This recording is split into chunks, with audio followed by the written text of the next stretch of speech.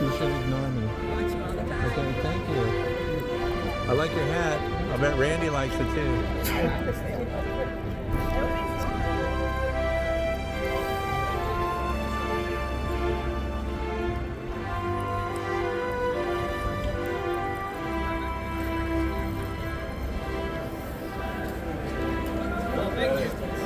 Hook them up, did you? Hook them up? Yeah, you know what that's for? Yeah, scraping the bees out. 3 of them. It's for keeping. Todd, man, how's it going? Bad? So, what do you do with it? You can measure spaghetti. You can scrape your bees out. You can smack people. Yeah. So, what else? How Get 'em off the strong stage. is that plastic? Very strong. Pull them off. Watch this. Let me show you something.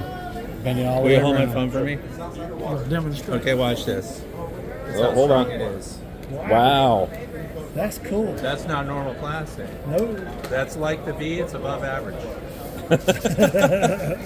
Thank you. That's Thank cool. you.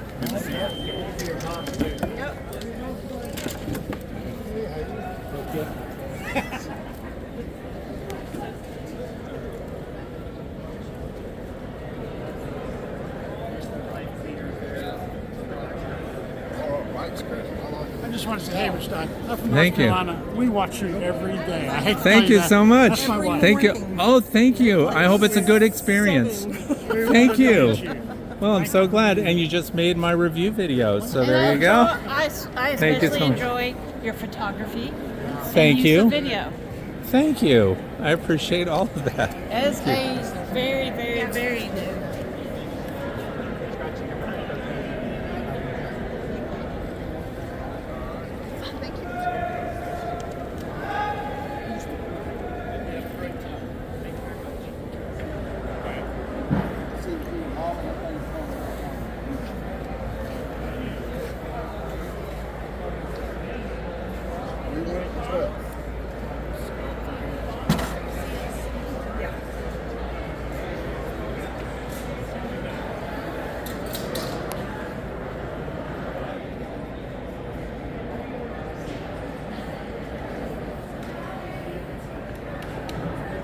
Sorry, did I cut you off? what's your name? Are you angry? Sorry. I'm the cornerstone of this pile of boxes. I mean, there's these other people. I don't know who they are, Yeah, but who's this guy right here? came and again, I don't know who he is or why his name would be on anything. Do you know Mr. Ed? We're here at, what's the name of it? Bee Balm Honey, and I was pulled over here because you said you have the best creamed honey in the world.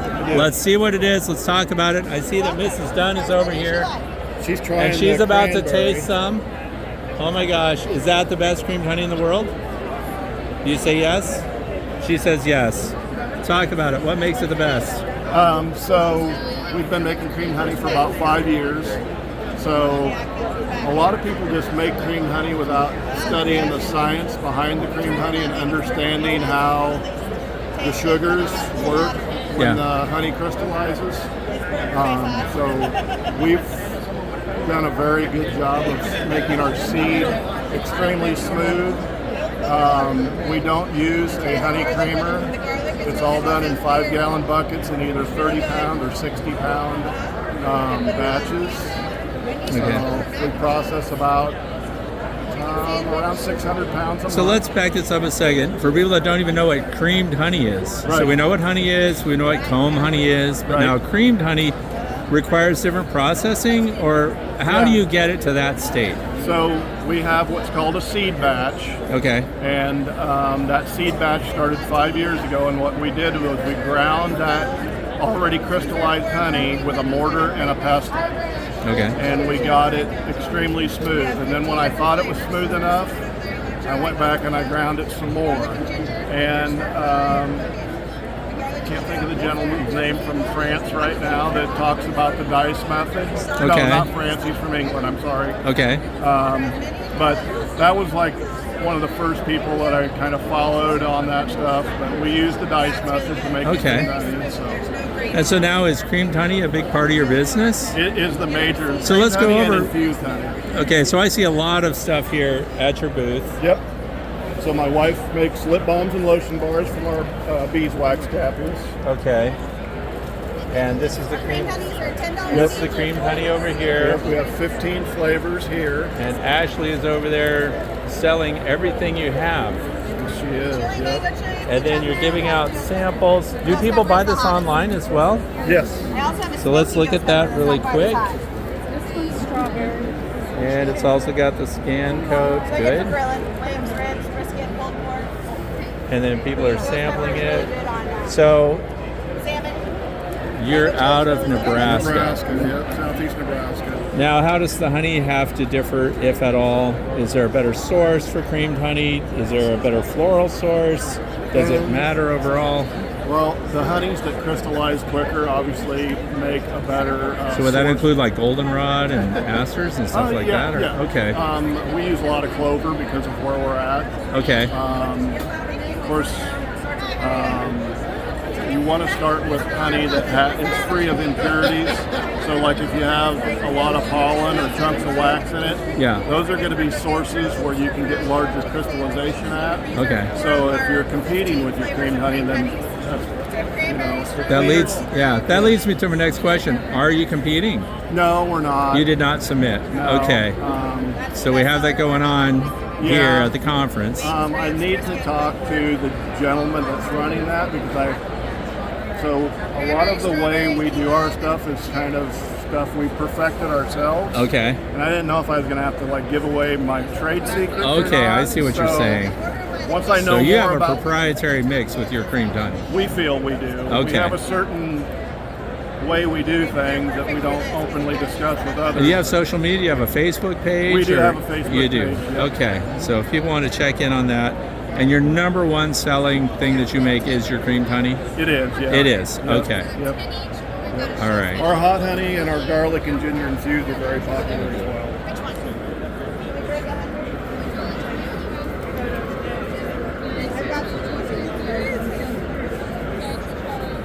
I know that now.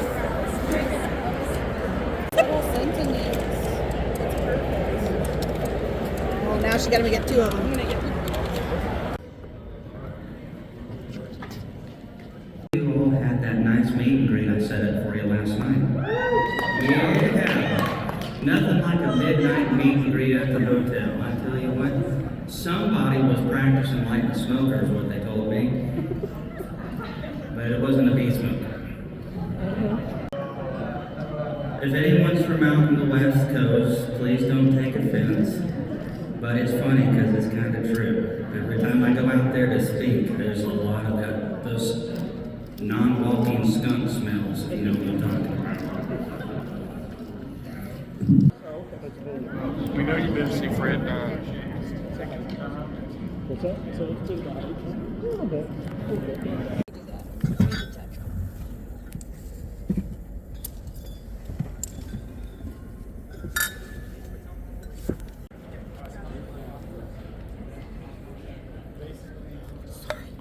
No, that was perfect. Located by the escalators over in the lobby. One thing Fred wanted me to mention while I'm still running through these announcements is the screen is going to be very important to his presentation. So if you're not in a great place, like normally I'm a back row Baptist myself, so you all might want to move up because there's a lot of All right, so I'm really glad to meet you, Nick. And you're the owner of Motherlode? Yes. And so I actually use these probably not in the way that you intend them to be used. Okay. I've heard I that. use these frame feeders as space holders. Ah. Okay. Yes. You want to talk to us a little bit about what you make and what you sell, and I want to know also what is most in demand from your company here at the expo this year. Yes. So Motherlode products, we've been making in-hive frame feeders or division board feeders since 1980. We still have some from the 80s in the field. This is the traditional 1 gallon division board feeder. We make this with a cap and ladder for it, and we make it in a couple different sizes. 1 gallon, we've always had a 2 gallon right here. We've had a 2 gallon, we have a medium feeder for medium hives, and then we just came out with a 1.5 gallon. Okay. So a 1.5 gallon, a lot of the commercial guys use it for 10 frame boxes. Fits real good with 8 frames. And then this year we just started a new cap and ladder style. So our new style has drop-in tubes, and the cover snaps onto the feeder. And the benefit of this is you got a cover that goes all the way to the edge, and water doesn't leak into the frame feeder. And then the ladders, you can actually rock them and pull these ladders out if they ever propolize or if they ever gum up. You Now that's a good question. Let me cut you off real quick. Yeah. Let's say they do propolis that. How do we clean it up? You can throw it in some hot water and propolis will melt away. How hot does the water have to be? Around 100, 120 degrees. 120? Yeah. Okay. Around there. And Now, if you left a thin coating of propolis after you did that, would it actually give the bees better footing on it at all, or it does it matter? would, yeah, it would. And we'll rough it up the inside here to give the bees a better grip, not Okay. just the holes, but a little bit of a grip on the inside Okay. too. Now, why did you make this change from these you call those ladders? Yeah, these are ladders. These are cap And then ladders. your new product is the inserts. Why the change? Half our customers buy cap and ladders, and the other half they leave the tops open and they throw some twigs or floats inside. And both methods work, but you do get drowning in both methods. And so some commercial customers wanted an insert where they could slow down the flow of bees coming in, Okay. and they could more easily clean or replace the ladder. Next question. You have the ability, you have two inserts here. If you wanted to slow down the consumption, do you sell plugs? We're making a plug for this hole. Okay. And we'll be able to sell plugs so you can have just one slot for feeding. Okay. And do you have, how many sellers are carrying your products in the United States? We've got about 800 customers. 800 sellers? 800 customers. Customers. 50% commercial, about 50% retail resellers. Miller Bee Supply, Better Bee. Okay. There's quite a few. Shenandoah Bee Supply in Virginia, Florida. We've got a handful. I mean, we've been doing this since the 80s. Making the same So in-hide since feeder. the 80s. Yep, Okay. since 1980. Can you talk to me about the composition of your plastic? A lot of people will ask about food grade. Yep, it's food grade. Okay. 100% recycled, so it's kind of good for the environment. Okay. We take recycled product, only food grade stuff, and we reform it into in-hide feeders. But we do anything plastic for beekeeping. So we make plastic propolis trap. Okay. So you can collect propolis with your bees. You throw this on top, the bees will gum it up. Yeah. And then you freeze it and crack off the propolis. We make a queen excluder here in the States. Okay. And so everything we do is made in USA. We've been making plastic hive bodies for about 20 years. This is an These are- example of your. Yeah, this is a hive body. They snap together. They come shipped like this. This is a 10 frame hive body. Okay. And these snap together in about 30 seconds. And they, Standard Langstroth frames. Yep, 10 frame Langstroth, Okay. 8 frame we've got. Let's talk about all the way on the end here. What's going on? Is this Yeah, a these queen are- starter? It's a or- queen castle. Queen yeah, castle, for okay. Mini mating nooks. So mini frames we make a feeder for it, and a lot of the California and Hawaiian queen growers, this is the style they run. They run singles on top of their nook boxes. Okay. Do you have plans to make these out of your plastic? We do, but this is just a regular 10 frame Langstroth medium. Okay. And I've got the plans for the internal. The dividers? Yep. Okay. The tooling and the startup costs are pretty expensive, and the market for this Yeah. is a little bit small. Right. So. Well, I've never seen these before. Yeah, we're the only ones that make those, I think, in the world.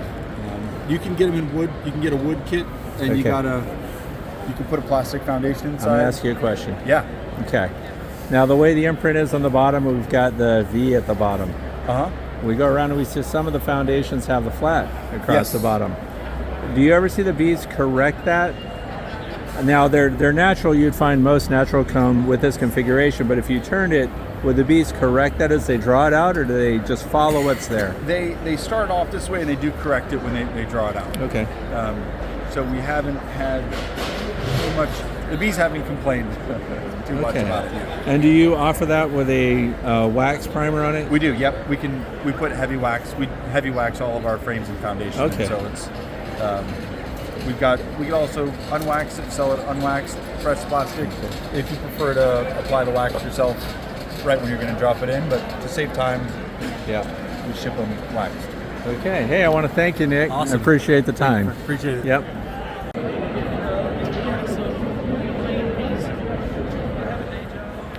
Okay, so we're here with, please pronounce your name. Mélanie Buisson. Melanie. Okay, and what's your position with this company? I'm a product manager. I manage the supply chain and sell on The supply chain okay.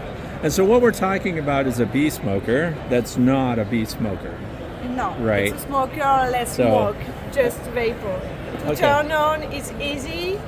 To press 3 times, Yeah. and now you have vapor. Oh, yeah. Oh, that's interesting. Now, this is intended to replace the combustion of materials in a normal smoker, right? So, what about the heat? Any heat? It for the bees, it's the same reaction like the smoke. Okay. So it calms the bees. Comes into the hives, Okay. eat, and have the same reaction. And easy to use, to turn on, to turn off. You can stay, and if you stay like this in 20 minutes, it So while turn it's off. upside down, it automatically turns off. Yeah. Okay, And and if so- you want to turn off, you can stay. 3 Okay. seconds. Oh, close, keep and it now- closed. Okay. and Is now there a it's turned clamp, off. for example, that would go on that to hold it, or you have to hold it shut? Because we have a magnet. Oh, a magnet. Okay. Yeah, a magnet. And when you press 3 times, it detects the action Okay. and turn on. And in this position, when it stay close, detect the magnet, and 3 seconds after, turn off. Okay. So, who is this intended for? Like commercial operations or backyard beekeepers? Who is your market? For this version, it's hobbies and little Smaller smaller beekeeping. beekeeper. Okay. Yeah. And now this has to be filled. What are the fillers? What do you use? What's the liquid? Yeah, you that's refill the interesting. tank with native. It's propylene glycol and 2 molecules present in the flowers, foraged by bees, lavender and rose. Okay. Oh, and it's made in the United States and Britain? Yeah, we have a company in New York. In New York, okay. And then this is that one of the capsules that it fills? How does this? Yeah, you refill the tank. You have a coils into the silicone to Okay. close the tank. Okay. The coils transform the liquid in vapor. Okay. At what And- temperature? Do you know? Roughly? 50 degrees. 50 degrees Celsius? For transform. Yes. Okay. And when the vapor go out is Yeah. the same of the temperature, ambient temperature. Ambient temperature. Okay. Now, how long would one fill last? Like, so once you fill this up and you Yeah, start to use it, When the fully charged tank, Yeah. you can visit 40 hives, 40 hives.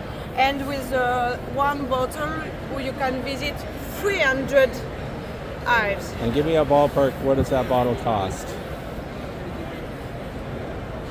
These are the prices for your entire system, right? Yeah, for the expo, it's a pack with 1 apisolis, 1 bottle, and 5 coils. Because you Oh, change those wear coils. out? Does that wear out? That's why you changed that cap? Yeah, for 1 year you use 1 or 2 coils. For a year? Yeah. Okay, all right. How long does it take to charge the system? Brand new. 2 hours. 2 hours and it's charged. And it's a regular USB charger? Yes. Okay. Like a smartphone. Okay. And are you selling a lot of these at the expo, or are people seeing it for the first time? Is it new to them, or have they seen it before? We have a shop on the website, and we sell in the expo. That's good. And on the website, you can see some video of beekeepers Yeah. use AB studies, and you can share. They share their experience with AB studies, Okay. and the place you can take AB studies in their practice. Okay. For bees, and if they have calm bees, AB studies can replace totally smoke. For professional, it's a good alternative for risk fire. It's To reduce big the risk of fire, right? Yes, That it's a makes big perfect risk. sense. It's Okay. use of French. Sometimes we have a fire ban, okay, and some beekeepers take episodes because it's a good alternative to smoker during part of the season. Now, are you beekeepers? Yes, I am beekeeper. Okay. I have, So, I know I've seen the questions that are being posted on Dr. Umberto's video. Some people had concerns if a hive is highly defensive, Yes. that this may not be as calming as a standard smoker. Have you found that to be the case? yes, we have make some analysis, but Okay. native formulation is not magic. Right. The result of the test show native formulation is 80-50% effective at smoke. Okay. Okay, it's for calm bees. It's not for aggressive bees. So it's calm, or okay. Africanist bees. Okay, non-African, right. I don't think we want those anyway. All right. So, and these are available to the United States. How long have you been selling here in the United States? It's the first year. This is the first year they're we start available. In the middle of the next. The last year. The last year. Okay. In Europe, we have 51 distributors Okay. and 16 countries. Okay. Is there anything that you want people to know about in general about the product? Or I like the idea that we're not having a source of combustion. So a lot of people start fires with their smokers. They forget, they put them in the back of their truck, they drive home, they see that their equipment's on fire. This doesn't have that risk. So people, I know they're going to ask about the composition of the liquid and whether or not it's potentially harmful to bees. And I think you said it's been in use already in other parts of the world. And so has there been analysis of what the gas is? Yes. So what is it? It's a great question, but if you're okay, some people ask me of formulation of native. It's a Right. good question. It's a proprietary But- formula, right? But Okay. no people know the composition of the smoke. Right. But Well, we know if it's burning and there's combustion, that the byproduct of that is not healthy. we make analysis of Right. the smoke.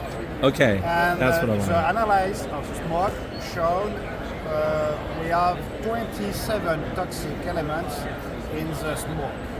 And we're talking about, when you say that, you're talking about the combustion of leaves or grass or something like that.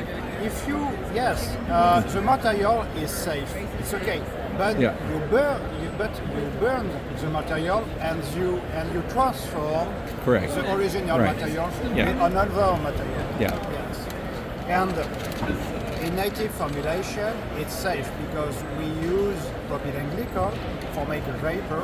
It's safe. Okay. Some people use propylene glycol for vape, for example, and two active molecules get from flowers. Okay. We use lavender Lavender, for okay. calm bees and rose for mask alarm pheromone and to have a reaction and the bees go on the honey. Okay, go on To the eat honey.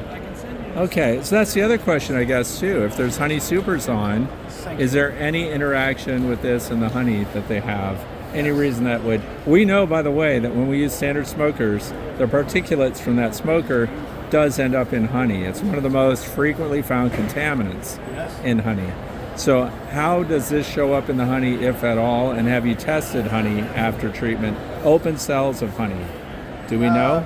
We have made analysis on wax, not on honey. Wax, beeswax. Okay. Yes, we don't have any components of native formulation in wax because it's quick intervention and it's not intensive utilization. Okay, in limited high- use. Okay. high smoke. But if you use so much smoke on honey, the honey get a flavor of the smoke. Right. I think it's the same thing for native because smoke gets all in the air. Yep. Okay. Because it's more safe to expose it with components than the smoke. Okay. Well, I want to thank you for your time and for giving me the presentation. much. I appreciate it. Fuel is a term that was coined by Ian Stepler. He's a Canadian beekeeper. Yeah. I think he also has a YouTube channel. And the actual name of the product is Apis Biologics. And Apis Biologics has two products that they sell. And it is a supplement that you mix in with either your syrup or your patties to get your supplemental feed even closer to the profile that you would find, the nutritional profile of nectar and pollen. Okay. So the bioactivator goes into our patties. So we have our Ultra Bee with natural pollen and then the bioactivator. So it's just adding vitamins, minerals, just a more complete amino acid profile, enzymes, just to offer something that's that much closer to natural pollen. We're never going to get 100%, I think, to having a good, diverse, natural pollen feed source, but this is as close as we've gotten. Okay. And when you mentioned the pollen, you finally sourced it through a company that would provide it Yep. from the United States. Is it Yep. coming out of California? Do you know where? Yes, it's one of our California beekeepers. I believe it's Northern California. So do we know the pollen source, the floral source? The floral source, I don't know off the top of my head. Okay. Yeah. So when was Rocket Fuel first offered? Like, how long has this been available to Rocket beekeepers? Fuel, we have carried it now, like in the bioactivator and the biocontrol Yeah. for about a year. A year, okay. It's been on the market for a little bit longer than that. I would say at least 3 years. It's been out there. Okay. And what's your Yeah. top seller at the conference? At the conference so far, it's still that, I think the regular Ultra Bee. Ultra and the Bee dry pollen? Yes. Okay. Yes, especially for the area that we're at and then further south. Dry is the preference because it's not in the hive, and small hive beetles also like pollen substitute.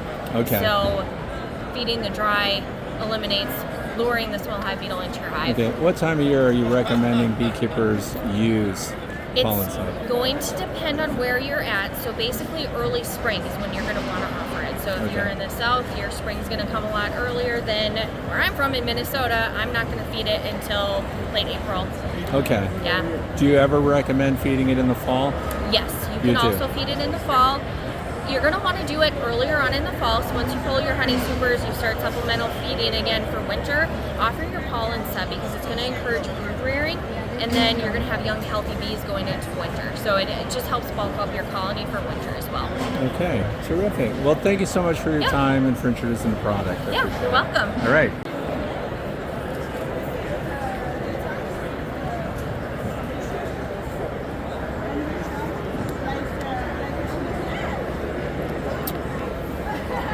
So say the name of the company, by the way. The Easy Peasy Beekeeping Equipment. The Easy Peasy Yes, it Beekeeping Equipment. Yes. And what's your position with this company? I'm the owner, originator, inventor. Owner, originator, and inventor. I guess that's it. And your sidekick? This is my buddy Mike. Mike, Helpful in all okay. ways. All right, so now I couldn't help but notice, and one of the things that stopped me here, first of all, I like your incubator, but I also noticed you guys are award winners today. Absolutely. You want to explain that? What happened? Yeah, well, at the Honey Show at last year's Hive Life Conference, there are various categories, of course. One of them is the gadget category. Okay. And we won first place for the gadget for the Easy Peasy Queen Cage system. Let's go over that. What All is the Easy Peasy Queen Cage system? Well, like a lot of people who raise their own queens, Yeah. I prefer the JZBZ cell cup system. Okay. That's the cups and the bars. Okay. But there's no roller cage type protection for capped cells, virgin queens, or anything like that. So over time, I went through the same frustration everybody else did. making something try to work with a roller cage, trying to jimmy something together, tape this, wax that, make wire cages. None of that worked, and then I learned how to 3D print. And I said, hey, I can develop something. So 15 prototypes later, I've got the easy peasy cell cage. Okay, you want to go over the details of it, the Sure, features yeah. of it? Well, let's go over here. Okay. No, because once they Once your build cells are capped, basically, the queen really the developing virgin really just needs warmth and humidity in order to develop. She no longer needs the direct, immediate attention of the workers. So it's often beneficial to cage that cell. That keeps a rogue queen from getting in there, tearing them down. That keeps the workers from tearing down a lot of the cells, and it keeps early emerging virgins from getting at each other. And we all know that disaster. So the cages go over after capping. You can add a drop of honey to a little trough in the bottom of the cage.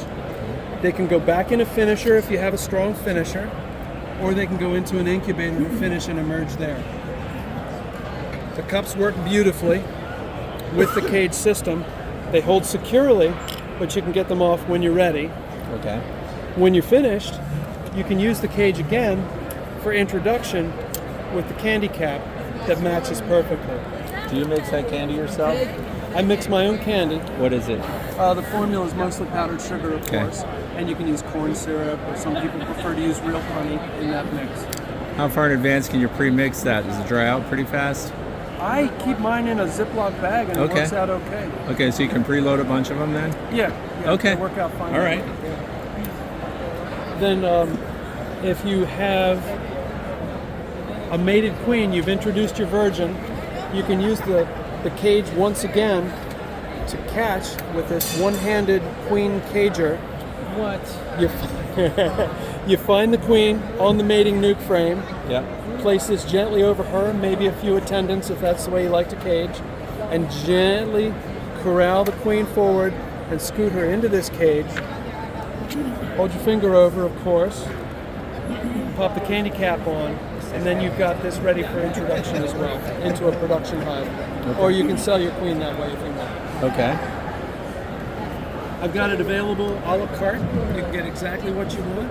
I've got a full kit for folks just learning how to start grafting. That'll even And I've got a set for folks who already are working with the JZBZ system. I never saw. Now, talk to me a little bit about the incubator. I want to know what that climate's like inside, from temperature to humidity to what kind of controls do you have to have? This works really well. It's a reptile incubator. It doesn't have specific humidity control, but what I've found is the troughs in the bottom that hold water and the circulating air fan are really pretty good at holding the temperature and the humidity for these. I'm actually really happy with this. It's just an inexpensive reptile incubator. I also work with the Hovavators. Now let's back up a little. Is it forced air? Yes. It is, okay. And so do you take into consideration the humidity levels of the space that the incubator's in if you don't have humidity controls? I see, 'cause what it's bringing in. I haven't had enough of a problem. Okay. No, I've only been working with this one for one season. Okay. For years I've been using a converted Merrill toolbox. Okay. I bought an IncuKit Mini and installed that into the Merrill toolbox. What kind of power consumption are we talking about for that? This is pretty minimal. Minimal. It even has a 12-volt adapter, so you can use it as a portable if you want. Okay. I don't sell the incubators. This is here to demonstrate the Right, product. how it would be used. Yeah. So now can we talk a little bit about banking queens? To the limit that I have experience banking, sure. Okay. Yeah. So let's explain that to people who've never even heard of it. Okay. Banked queens, what are they? How long would you expect to keep a queen viable when it's banked? And what would the environment to keep a queen like that be like? Sure. You would use basically the same environment as a finisher. If I do it, I run a cloak board system for rearing queens. So I would keep it queen right, and I'd keep the queen below an excluder, and I would have a lot of young bees available. I'd have a healthy, strong colony, and drop a frame with the cages down into that top half. And I would not bank virgins for very long at all, only a few days at most. Okay. But mated queens can be banked for quite a while. Okay. I have a buddy who is working now on overwintering mated queens. He's banking that long. Yep. We'll see how that works out. Okay, great. any piece of gear? What's your most popular thing that people are interested in? Right now, they love the Easy Peasy Queen Cage Easy system. Peasy Queen Cage We're system. selling Okay. the kits about as fast as we're selling the sets. Okay. So we got folks that are just learning grafting, they're buying the whole kit. Yep. Folks that are already happy with JCBZ's system, they're buying the set because they've already got the basics put together. Do you sell grafting kits? This is the whole kit right here. It's got grafting tools. It's got a syringe for adding a What's your drop of preferred honey. grafting tool? I actually like the Chinese tool. Chinese. That's popular. Yeah, it Okay. works really well for me. All right. Well, hey, I want to thank you for the introduction and explaining Thank you. what I you're appreciate selling. the opportunity. Thanks a lot.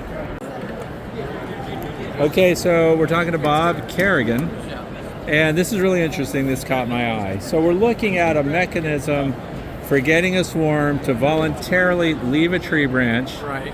and then move on to a used comb. On what you have here is a deep standard Langstroth frame, but the innovation is this clamp, right, that goes into your hole? Right. You Okay. take this clamp. How long have you had this out? This is the second year. Second year. Right. What made you want to make that? I had a swarm that was deep in some bushes, Yeah. and they kept moving the wrong direction. So I took a frame with some comb on it and just pushed it in there, and they all jumped on it. Okay. So I thought I have something. Yeah. So then the next time they were up in a tree, I made a prototype and just stuck it right into the swarm. Yeah. And the bees were just all over it. Nice.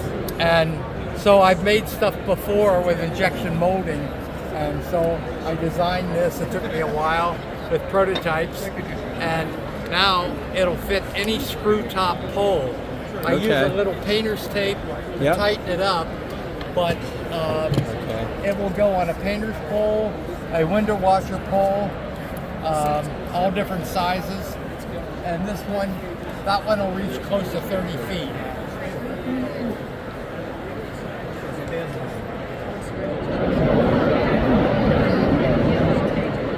Nice. It saves getting on the back of a truck and on a ladder, I'll tell you. Okay. So have you been selling a lot of them? I have.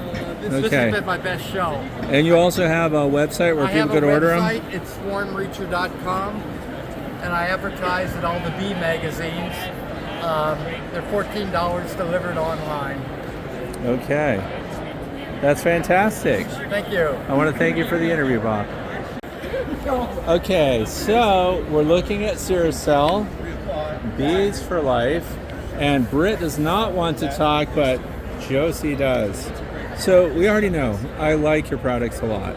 And you're located in Auckland, New Zealand. New Zealand, Auckland. Yes. Okay, so if we're looking at a map of New Zealand, where is that? You're looking in the North Island. There's a long sliver. We're kind of at the base of the sliver at the top. You're at the base of the sliver at the top. Yeah. Now, how did you end up coming here to Louisville? Well, we flew, but we came to the Hive Life conference last year. Okay. My dad and my brother came, Right. and they were showing these products because people like yourself love them. So we're hoping to. So is share that it. where they are now? Are they at the other conference? Or No, they're not. Oh. So I got to come this time. Oh. And they'll probably come next year. Okay, good. So I like to talk about your products. We already know. Let's start at the end. Talk to me about the Great Escape. Is that what this is called? That's what this is called. So it's a really efficient bee escape for Yep. when you're wanting to harvest honey. So it's nice and deep, so any bees that are coming through will go out nice and quick. They won't get overcrowded. You can see that there are 10 escapes that go through here, and it'll clip in just like that. So you get the cones. Okay. They come with it. So you just clip them on the bottom, and then you put this on, and you'll get 99% of your bees out, guaranteed, 24 hours. 24 hours. So is there a specific time of day you recommend people put a bee escape on? It depends, but if you can get a full day, like a full sunny day, because your bees are cycling more on a sunny day, you'll have a more efficient flow of getting those bees out. Okay. And they come in 8 or 10 frame. They come in 8 or 10. Do you have a nuke size? Don't have a nuke size of Okay. this. That's my number one complaint. All right. I would like to know because a lot of people are going to nucleus hives, wooden nuke hives, and they're 5 frames generally. And if we had a nuke size of skateboard, it would be very helpful. Yeah. Right? Okay, so let's move on to your feeder boxes. So hive top feeders, and this is for a nucleus hive. This one is for a nuke, so this is for a 5-frame nuke. It's got 2 trays. I don't know what they are in gallons, but you'll get 2.5 liters in here. And depending, because it's got the corner access, you can have it, if your hive is slightly tilted forward, just have your corners facing that way so they can get all of the syrup. If it's slightly that way, just tilt them like that, and they'll be able to get all the syrup. Like Okay. Now it's also set up for dry feeding as well? It is, so you just push from the behind, and the clip will come out, and then your bees will climb up the corner and come down into the dry feed. So you just take them off if you need, and that goes for our 8 and our 10 frame. You just take them off for any dry feed that you want to put in. I have a question about what kind of cover you recommend over the top of this, because when we look at the sides, there's this gap here. So what kind of cover would be, this is a hive top feeder, so what would you recommend go over the top of that? Well, we use just a standard hive mat because it has a rim that will protect it. Did you say hive mat? A hive mat, it's like an inner cover. Okay. Well, that's what you guys call it here. So We don't, an inner cover, right? Yes. And what's yours made out of? Ours is made out of what's called WeatherTex, which is it's actually an exterior housing cladding. Okay. It's eucalyptus wood with paraffin wax. So Okay. it's really water resistant, it's nice and heavy, and it's good for insulation. Okay, and does it cover all the way around the It covers sides? the whole way. Oh, it doesn't go down the sides, but it's got a rim that just sits on the edge. Oh, I see what we're talking Yeah. about. Okay, that makes sense. And then our lids go on top of that, and they wrap around the edge. Okay, so that's eliminated. It's again different to what's in the US, I believe. Okay. It's a stainless steel lid that looks Yeah. like that. Okay. Oh, that's very interesting. And those are not available in the United States. No. Because that's a question we're going to get, so I'm answering it now so viewers don't start clicking away. So what items are currently available in the United States? Your skateboard. Oh, and Blythewood carries these. Blythewood too. Yeah. 2 for 50, I'll give you 2 for 75. Blythewood. Okay. So this has been around for a while. Great. This comes in a 10 or 8. 10 or 8. Okay, high capacity. Now with the dry feed, would you put a fondant patty up here and would the bees then come up and feed on the fondant? So you can just take this off, so it's clipped in. We've developed some new clips on this. Yeah, So okay. it's more secure, so you have to pull quite hard. Whoa, that was tough. Yeah, so Okay. it's got these 2 clips on the inside. They All right. hook on underneath. So if you're doing dry feed or you're doing fondant, just And take it's that off. Textured for the bees to get their footing. Yeah, it's Okay. textured on the inside as well. Nice. I do have a question. So with the space that's available underneath, is there any issue with the bees creating brace comb or propolizing? What should they expect? Yeah, so you will get some on this one because of that gap in the middle. Okay. But you can just get in there and scrape it out. Okay. And you do get some on this one because in the chimney, you've got Oh, this yeah, cavity okay. here. So you do get it, but Yeah. just get your hive tool and scoop it out. It's Or not going to be... I find leaving it is good because it's like a lattice work that they climb up. So they're actually, other than to get it apart, do you have any tricks for if you're going to remove this and you know you've got comb connecting it? Do you have any recommendations for how best to cut away that wax? What some people, I have had some people do that. They just get frame wire and just thread it through like a flosser, and it just cuts through. Did you already know that? So people that work with clay, by the way, they have the clay cutters with the T handles. That works really well. Yeah. Excellent. Now is this your newest innovation? Brand We know new. about the robbing screens. Yeah, so these Correct. were out about a year before the whole floor. Okay. So these are what we call the beast blocker. They are The what robbing- blocker? Beast blocker. Beast blocker? Yeah. Describe the beast. What is it? Beast, we're talking wasps, hornets, robins. Oh, okay. Yeah. That's interesting. Can I just, I'm going to move this. Okay, now describe the bottom board, if you would. So the bottom board was designed to fit this as well. Okay. So this will just sit at the front. So that's defending your hive at the front. Okay. And what it does is it drives all of your wasps and hornets into the Oh, back. this is the one that has the trap at the bottom. And it has the trap right here.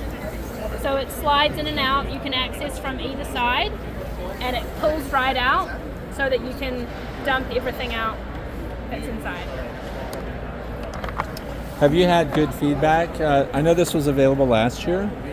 Do you have people come up and talked about their experience with it, and what were their comments generally? So I don't think we've sold the floor in the US yet, but in New Zealand we've had amazing feedback. Okay. We get people sending us photos of all the wasps that they've caught. Okay. They're super happy.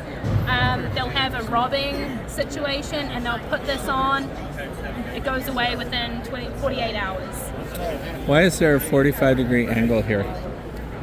It was just if you're trying to, so with the front, it's just there so that you can screw it down. Yeah. Yeah. So in New Zealand, we've actually got it on the back as well, so you Yeah. can screw it all four. I have that one.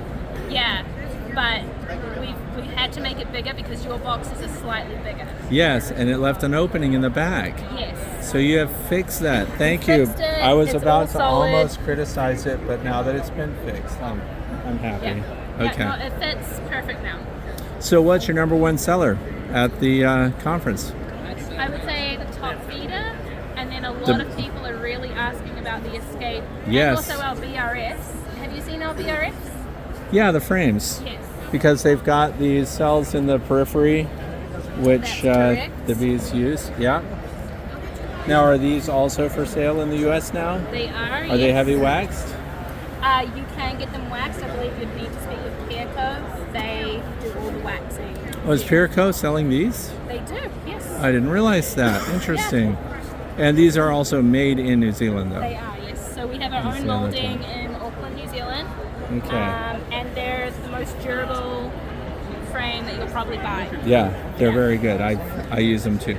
Oh, fantastic. Now, what about why have all these little circles in the periphery? That's what makes this frame so special. Yeah. With small hive beetle, they will find any nook and cranny to hide as bees chase them away, but they can't hide in any edge of the frame because it's got the standard cell size. So they'll be cleaning that out, they'll be putting honey, they'll be putting nectar, bee bread, they'll be putting anything in the edge. If you're doing honey, you'll see they cap it. Yeah, they do. Okay, that's great. And it is nice and stiff, and the field never flexes. Yeah. It's fantastic. So I'm glad to know they're all available. You say this bottom board is not yet available It's in just the come U.S. out. It's just Okay. coming out. I think Pearco and Blythewood are Blythewood will putting an carry order it. in, So Okay. it might be about a month away. Great. Well, I want to thank you for giving us this presentation. It means a lot, and I wish you all the best with your product line. Oh, thank you. It's Thank what you. we like to do. We like to develop products that make it more enjoyable for beekeepers and easier. That's great. Now, are you personally a beekeeper? Yes, I haven't in the last 2 years, but Okay. I help my brother out. He's got around 50 hives. You help your brother. Okay. Last words? Anything you want to share, talk about? Nothing? First impressions? Is this your first time to the United States? It's Brit's first time. So give us your impression. Is it what you thought it would be? No, it's better. It's better. Yeah. I Okay. wasn't sure what I was expecting, but it's just blown me away. I love It's it. blown you away. Super friendly people, is that? Yes. Okay. I have to And say, you've I've loved everyone coming in and telling us their stories who have these products already and hearing their stories about how it's just changed, how they're beekeeping, they're having so much better success. Yeah. That's what we want, that's what we love. That's great. Well, thank you. All right.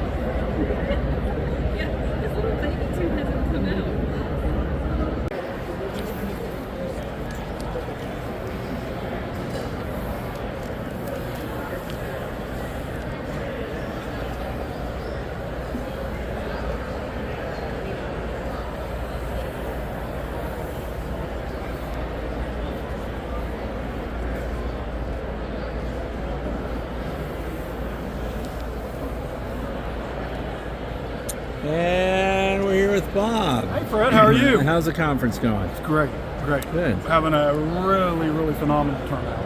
It's great. A lot of interest in the land side. So what's changed since we talked last there in West Virginia? Anything new? We've tweaked a few design changes in our land size from customer feedback. Okay. One of them was our base. We've modified it a little bit to adjust the height. We have, okay. For our women and people in wheelchairs, we've got the height accessible for a wheelchair now. Okay. That someone can come up and work out of. That's cool. So this is a hive configuration that's good for people that can't lift, move things around, limited mobility. Correct. I like that idea. And that's the advantage of the heaviest thing anyone will ever lift with this hive is 14 pounds if that's 400. 14 pounds cap, that's what's going to weigh. So we're working frames, we're not working boxes. Okay, I like it. Now, who do you recommend a hive like this for? For anybody. Anybody, any beekeeper? I think beekeepers ought to keep multiple types of hives. Okay. When I give you this frame full of bees, you're going to read it just like you would read a Langstroth frame. Okay. The only difference is the management style that we're going to have in this hive versus a Langstroth. So we're working frames, meaning in here, instead of adding boxes full of frames, if my bees are confined over here, there's nothing over here. My management means I'm going to look at this last frame. As soon as there's a draw in that frame, give them a new frame, and I'm done. I just noticed something. You don't use cover boards? Not at all. Not at all. I think that's interesting. You want to introduce your partner? This is my wife, Joyce. Okay. The president of the The president. Okay. And so how do you divide your responsibilities with the company? I make boxes. Okay. She tells me what boxes I need to make and when I need to have them made. Okay. She takes care of the paperwork and the business side. And so talk about your own apiary. Like, what's that like? What kind So we of... have an apiary behind the shop. We run Langstroth and Lands. Okay. We use it a lot for our customers when they come in to be able to go out and take them and let them see what the differences are. Okay. Oh, that's great. So you have a yard for introductions. I think that's great. It makes it nice. We do a lot of education back there. We've had a good bit of media there, and it's an interesting part. We'll have newspaper, TV people in. We'll put a suit on them. Oh, that's great. They're all weird, scared, and sort of timid. Yeah. We get done, and they're like, "When can I come back and do this again? When can I come back?" Excellent. So what would you say here at the conference would be the most interesting item to the visitors? What are they after when they stop into your... I've been intrigued by some of the new stuff, and especially the extractors. But people that are coming to your presentation, what's your number one seller this year? The land side. The lands. Now, you have different sizes, right? We've sold out of our observation hive. You sold out? They're gone, and we've sold out of our resource hive. And you sold out of the resource hive. Oh man, by the way, that's a good price on that. That is a good price. Thing, Fred, we come up with, you buy a Lands hive, and you're running Langstroth boxes. Yep. How do I get my bees from Langstroth to Lands? Correct. So you take a resource hive, which are basically 2 4-frame nukes side by side. Okay. We've come up with what we call a conversion box.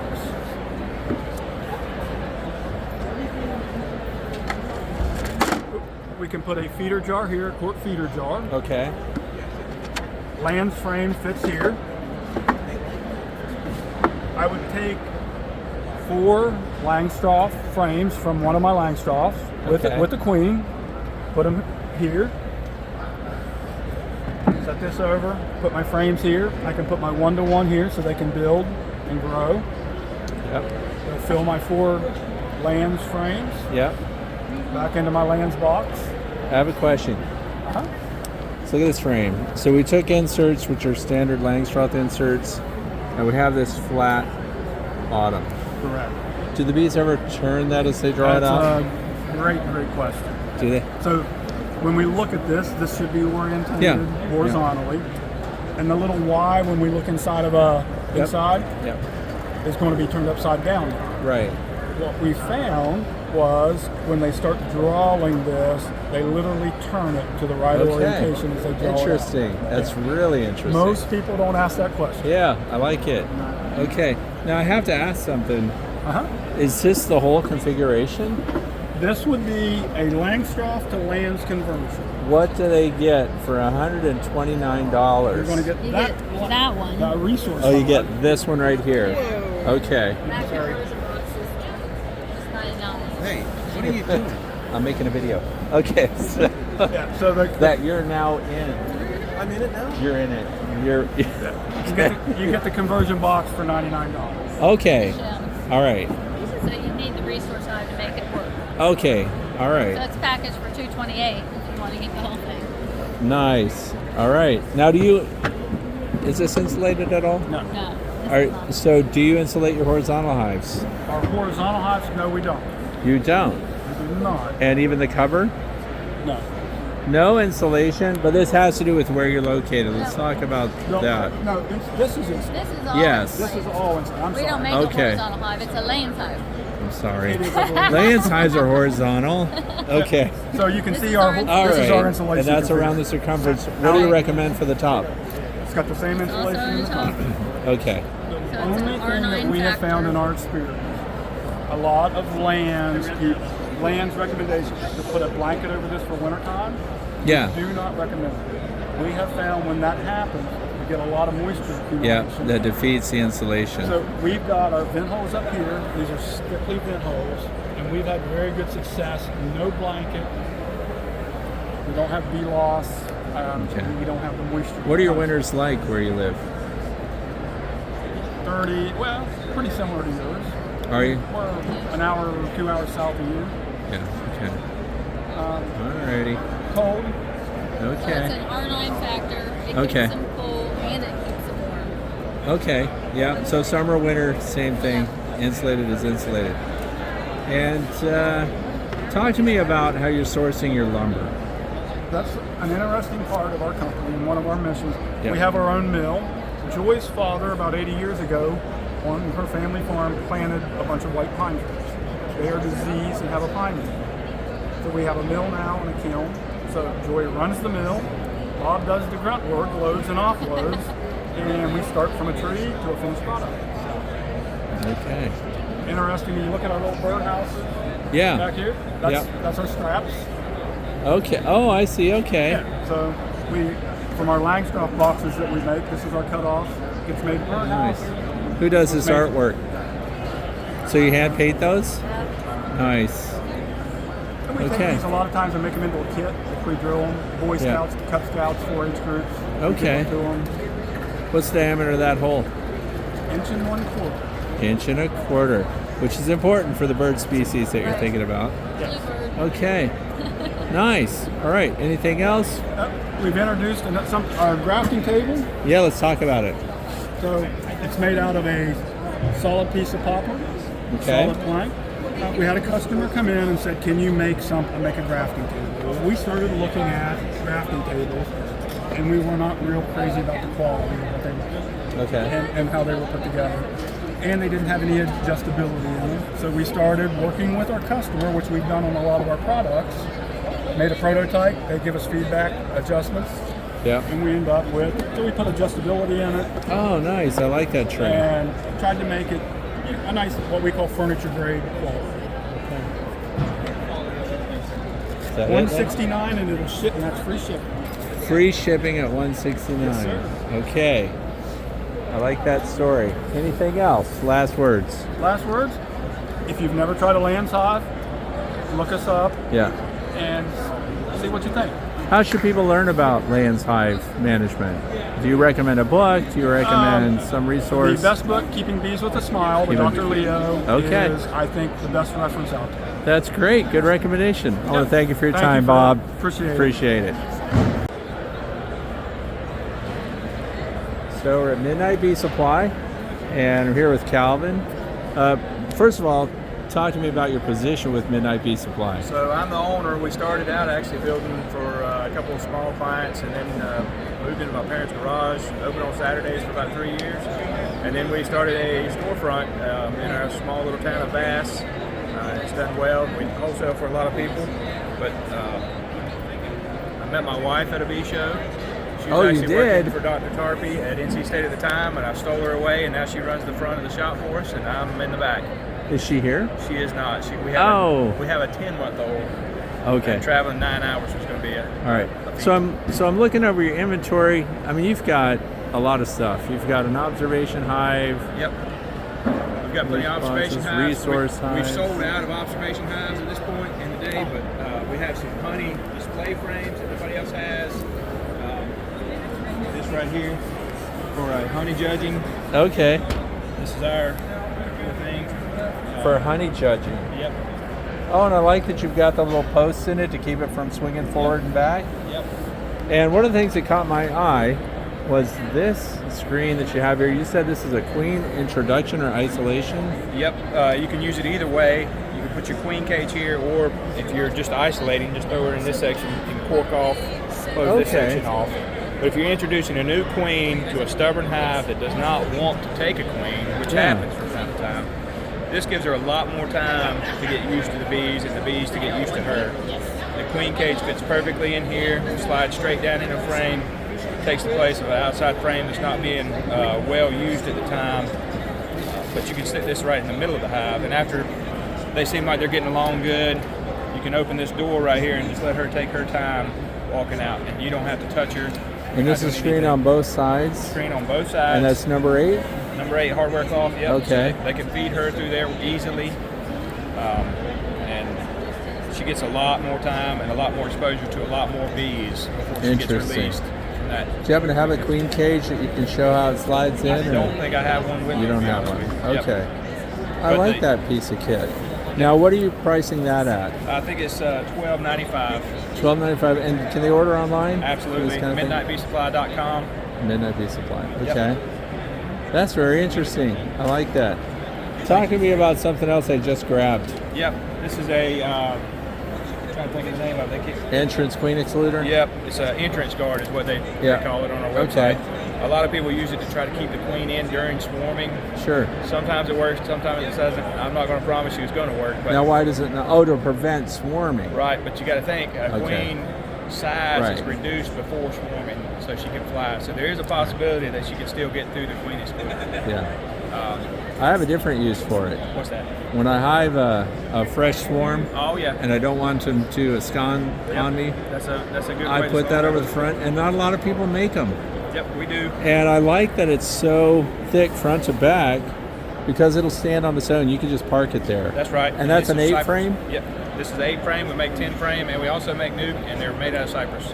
You have nukes also? Yep. And what do you sell those for? We'll have to check on that one. I'm not sure. All right, that's okay. We'll talk later. Yep. Let's talk about some of the other things that maybe are unique to your company. Yeah, one thing we really like to do is our observation hives. Okay. Here at the show, we've sold quite a few. They have, people really like these for going to markets. Okay. Or school events, teaching young kids. Queen, most of the time, we leave her up top. Okay. Because everybody wants to see the queen with a mark on her. And she's up there, but she's got plenty of support in the bottom. Because she's got 5 frames down there. 4 when you pull the one out, or 5 in? 5. We try to put 6 total in there. Even if one's blank. Because if you put less than the 5 in the bottom, one can shift and drop, and you can mess up a frame. So. You consider putting a feeder? Yep, we do frame have a feeder in there? board feeder that fits. Division board feeders fit very well. They take up just enough space for one frame. Now, are you making those? No, we're not. You're They're selling imported them. from Greece. Actually. Imported from Greece? Yep. Can you show us one? Yeah, no problem. That's very popular. All right, and it's sold, it looks like. Are you selling a lot of stuff at this conference, I'm guessing? Division board feeder. Now, what made you choose this one? So, I've had the width. A lot of other feeders are wider. Okay. It'll either take up 1.5 frames or all the excess room plus 1 frame in your box. So you have a hard time getting that first frame out when you're working your bees. Yeah. So this is the width of a frame. It's easy to So you store. pull 1 frame and that takes the space of 1 That's frame. right. Okay. Yep. It comes with its own floats. and a little storage area here for them. And these floats fit perfectly down in here. With not a lot of excess space for the bees to get around. Okay, so the bees get on the float. Yep. And it just goes down. Yep. That's it. Very easy. That's to use. interesting. And you have a price point? $11.50. $11.50. Yep. And now, do you have free shipping beyond a certain point, or? No, our prices are a lot lower than most of the big guys because we have a better price to begin with. We don't offer the free shipping. Okay. All right. So there's, oh, and I'm looking at these veils and your oversized bee suit. This is a baby bee suit. I know. That looks like a baby lobster. Yeah. Okay. Yep. All right. What else do we have that's unique? You have the Pierce comb cutter. You have the pollen trap. What do we have here? This is bags. smoker fuel. It's cotton, raw cotton smoker fuel. Okay.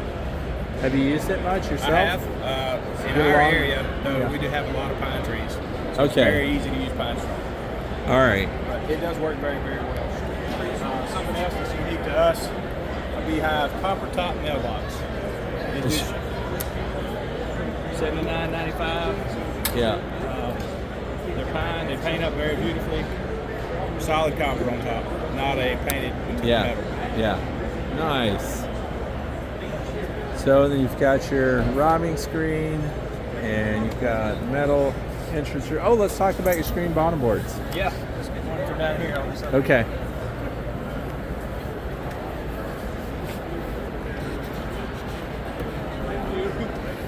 Screen bottom boards, of course, number 8 hardware cloth. These are cypress. We either Okay. have cypress or painted pine. One of the two. 3.5 inch entrance here. Got a nice plastic, hard to get cut on compared to the metal slats Okay. for your IPM board that slides in there. Yep. And the cypress will hold up a lot better than a unpainted pine. Okay. And what do you recommend for finishing that? You can paint them. You don't have to. The Eco Wood Dip works very, very well. Everybody likes that stuff. Cypress itself has a longer lasting oil that helps kind of keep it from rotting. Yeah, because that's a wetland tree. Yep. Yeah. Okay. Yep. Also sell quite a few solid bottom boards. They're cypress as well. And reversible? Yep. Is this They are 3/8 on that reversible. side? Yep. Okay. 3/8. Stick on the back so you can reverse them very easily.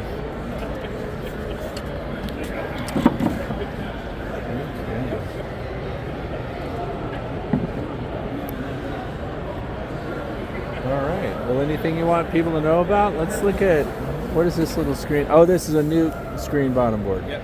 Okay. Ventilated inner cover. Okay. Yep. About sold out of our The skateboards. escapes. Yep. Okay. Yep. About sold out of those. And slatted racks? How are Yeah, the we sales make on some those? slatted racks. These are our 10 frame. About out of those too. We make some newts as well. These are cypress. I'm sure nobody else makes a newt. I have not seen a slatted rack for Yep. a newt. Yep, we You're the make 'em. first. Okay. Yep. And all cypress. So where do you source that?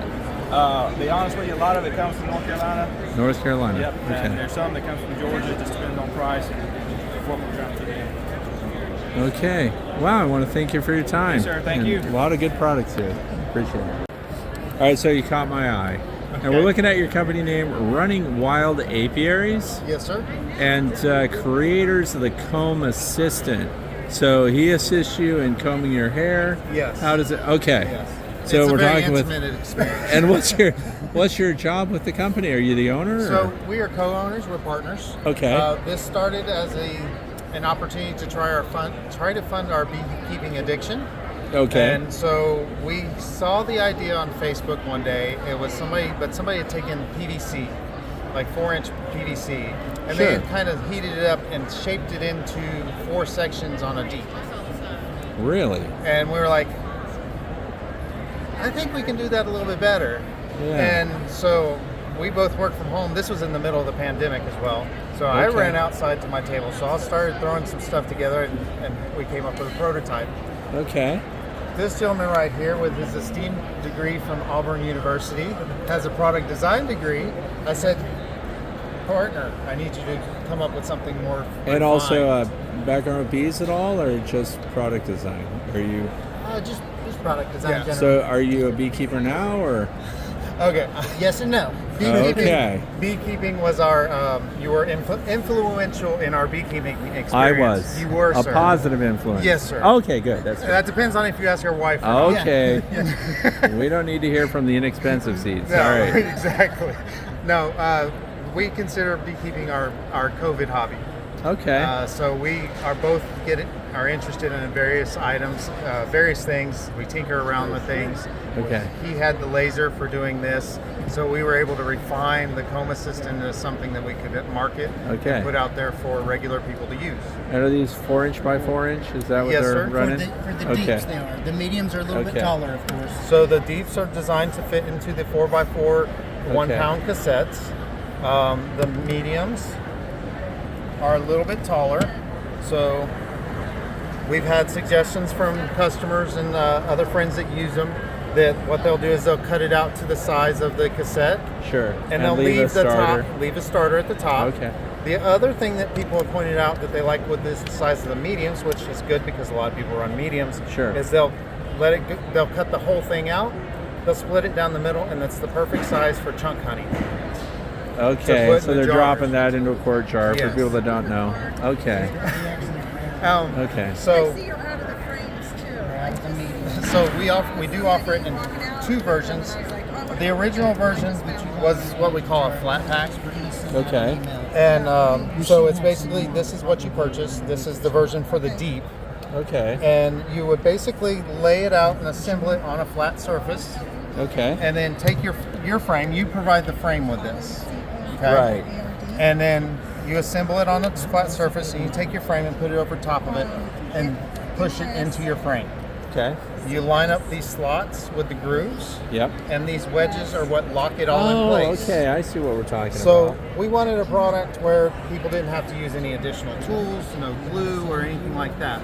So it's mostly friction fit with most frames, but with these wedges, it doesn't have to be friction fit. It will lock it in place. And of course, once you get in with the bees, they're going to glue They'll propylize it and They'll everything. propylize Yeah. it and glue it in place anyways. Now we offer it in that version, but we also started offering it in a fully assembled version because we have people that said, I don't want to mess with the building something. And so for the show, we actually made a bunch of these ourselves. We have nicely engraved it as well. So that's So what is the wood? What's the? So the wood is birch plywood. Birch Mostly plywood, birch okay. plywood. And the thing that we really liked about this, we're down in Georgia, and we wanted to do truly foundationless honey. Okay. And we didn't want any wax foundation or anything, so we wanted to try that out. Well, it gets nice and warm in the summertime in Georgia, and if they have not attached all the way around, you run the risk of that falling out on a hot day if you're Right. not careful. So this provides an infrastructure for the bees to actually have more surface area to attach the comb to, which makes it more sturdy and more stable. The happy accident that comes with that is that as they fill out the sections, you can harvest it. You can basically do on-demand harvest. Oh yeah, you don't even have to wait to fill the whole frame. Correct. Okay, I see where so you're headed. It's a happy accident. And so for hobby beekeepers, if you want to just get into a little bit of cut comb, it's a great opportunity. And then you get excited, you see that particular section is capped over. Yeah. You take your knife out to the bee yard in a little container. It doesn't have to be this, in your Tupperware or whatever. Right. You just cut it You out. cut it out and put it in your container. Make sure it's sealed. You Yeah. don't want your bees to get to it. Yeah. And you put this right back in the hive. Okay. And you let them go Do you back. prime it? I'm sorry? Do you prime it with beeswax or anything? So there are two things that we tell customers about using it. Two recommendations. One is priming it with wax.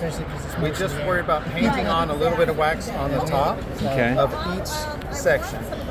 So all 8 sections or all 4 sections, depending on what size you have, just paint a little bit of wax on the top. Okay. We do not, but we've had lots of customers and some of our people that ran our prototype from our local bee club. Yeah. They just dropped it in with nothing, and they worked had no it. problem. They worked it anyways. Okay. The other thing that we tell our customers is, do not run them side by side. I would love to sell you nothing more than to sell you full 10 frame super Right. of these things. Yeah. But that's not smart. If you run them next together, you're going to run a high risk of cross-coning. Okay. So we tell everybody, checkerboard them with foundation frames, preferably something that's drawn out. That way you're limiting the space that they can draw these out. Have you tried them in nukes? We have not tried them in nukes, I don't think. I haven't seen anybody try them in nukes. No, I can't say we've tried them in nukes. I'm going to recommend trying them in nukes. Why is that? Here's why.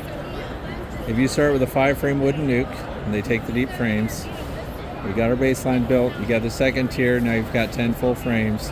That third box, which is what I use for resource hives, if we put these in that top box, they will draw them out much faster than to do a full-size 8 or 10 frame That makes sense. box. Plus it's a nuke, and it's smaller, and you'll get more out of it, right? You're basically They build forcing faster. them to use it.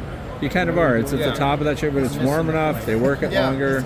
And I would like to see if anybody's watching right now that has it, if they try that out in nukes and see what goes on. We have somebody that came by that said that they were going to be doing something like that. I Okay. don't remember the specifics. Yeah. We've talked to so many people. Right, I can imagine. Yeah. So we have actually been very fortunate. As far as the nukes thing, I'm sorry.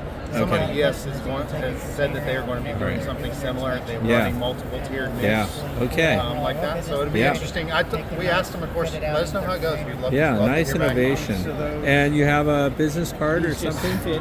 So we're a No? very small business, and Okay. we underestimated the number of business cards we were going to need. Okay, I'm just going to zoom in Yes, on sir. your contact information up here. And our QR code will take you directly to our website. Great. How much do the kits cost? And how long have these been out and about? We've been making them for about 3 years now. 3 years. Yes, sir.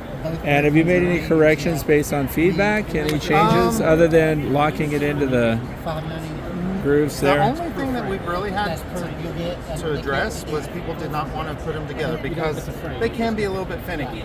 Okay. And so part of that, we addressed that in 2 ways. The first way that we addressed it is we created a jig that allows the user to basically put this whole thing together on the table for a third hand. And it will hold it together until you get it in the frame. Yeah. And once you get in the frame, you push it in, the jig will pop off, and you can reuse it for the next frame. Nice. And so once you get in there, like I said before, you'll line it up with, sorry, this is the assembled version, you'll line it up with the slots with the groove, put your wedges in, and you're done. The other thing that we did as far as taking feedback from our customers is they asked us, they said we don't want to have to put them together. So you're selling the assembled? So we came up with the assembled. Unfortunately, right now, the assembled, we're basically working through logistics on that. We're very small. This is a complete side hustle for us. Okay. So we're used to send these, which we can send like 5 of these for $5. Oh, okay. Shipping wise. Nice. You know, All so right. we'd like to keep it as cheap as possible. Okay. So we're working through the logistics of shipping fully assembled frames because it becomes a lot bigger and it's going to be more expensive. Okay. So Nice. We're working through that. Fortunately for us and unfortunately for everybody else here, we've sold out of everything medium. You've sold out. Okay, Yes, sir. mediums. All right. Yes, sir. We have. But the deeps are good in nukes. Okay. I'm just going to plug that. Just Yes. I like it. One size fits all. Yes, Thanks, sir. Nick. I really Thank you, appreciate Brent. talking Appreciate with you. Nice innovation. Thank you. Here we are at Propola, and this box has my name on it. And now we run into Matthew. So, what do you want to tell us about what's new? What is the big reveal? Well, by the way, we've got an exciting reveal that Fred has been a part of. So we're Premier Bee Products, and we are launching the Propola Hive here at the North American Honeybee Expo, which we're super excited about. Do you want to go over here and I'll show you let's go. Okay. Let's walk and talk. So what we've done with Propola, the long and short of it, we're mimicking the inside of a tree cavity. If you look at this hollowed out tree cavity here, you see the bees have propolized the entire interior surface. They've been doing this since the beginning of their species, right? And only within the last 10 to 15 years have we figured out why. Dr. Spivak at the University of Minnesota, her student, Dr. Michael Simone Finstrom, now he's on his own. he was a student a while ago, but they have been instrumental in doing this research of why do bees propolize the inside of their hives, and what benefits do they enjoy from that. The big things being their disease loads go way down. Propolis is very antimicrobial, meaning antibacterial, antifungal, antiviral. So you see diseases like chalk brood and foul brood way lower in the hives. Their immune genes are way less expressed, so they see things, they're healthier bees, they're more productive, they see populations go up. This is what bees have been doing forever, and so we know what's important, and that's what we're trying to create with Propel Hive, is just, taking the standard Langstroth hive and, mimicking the inside of the tree cavity that they're used to, making it feel more like home.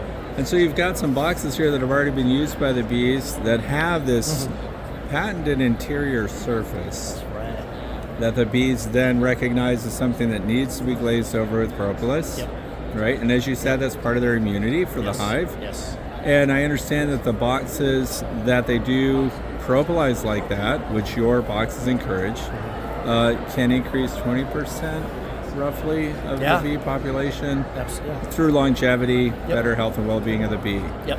Okay. Absolutely. And it's great that Dr. Spivak endorses this now. And she gave a talk today that I missed. Did you catch it? I did catch about half of it. Okay. I wish I could catch more. Okay, so Dr. Spivak is here from the Spivak Lab at the University of Minnesota. And this is one of the things that she's excited and everybody's excited about, but we're looking at a box here that has been, how long has this been out in with bees in it? This was actually only out for about 6 weeks. 6 weeks, okay. And they pretty much, now it's going to depend on the region, the hoarding behavior, propolis hoarding behavior of the bees, but yeah, this one they propolize real fast. Okay. So does that mean that after today, these boxes are being sold by Premier? Correct. Yep. Okay. Yep. And are people buying them here? Yes, they are. Did you get much of a response after her presentation? Did people come absolutely, absolutely. There's been a lot of education, and that's why guys like you are so important. And we're all trying to spread the message of,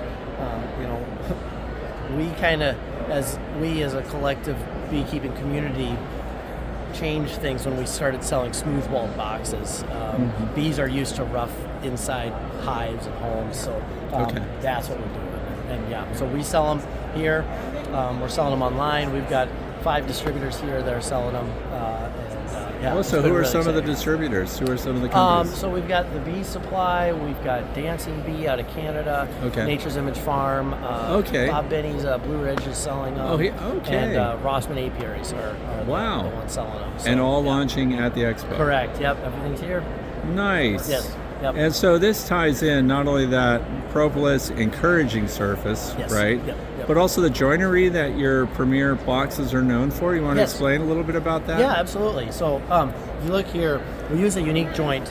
It's a dovetail joint, and it's a half blind dovetail joint. So this surface has no end grain exposed, which is nice because you avoid rot. The end grain is a common spot of rot, so having less end grain exposed is really helpful. But it's a strong joint. It's a broad handle that we've got. It's the little details that commercial guys really love that we started incorporating in our box. I'm going to go take a look at some of the joinery when it's not together. Absolutely. I also like this propolis display is really interesting. Where did you get these cutouts? Where did you get these pieces? We got these out of a guy in Iowa collects them. So we went down a couple months ago and, opened 2 of them. But, they didn't have bees in them at this time. But yeah, it was pretty fascinating to see the propolis that they line So this is the joinery. All right. And are people buying most of them assembled, or are they buying the boxes unassembled? What's popular? We are selling some assembled here. Most of our distributors carry unassembled. It's more popular because A, it's a little bit cheaper, but B, our boxes are really easy to put together. They're self-squaring. So this dovetail, I'll do a little demonstration here. Glue those mortises, they self-square. All they can do is fit together. And then you take your mallet and just pound them together.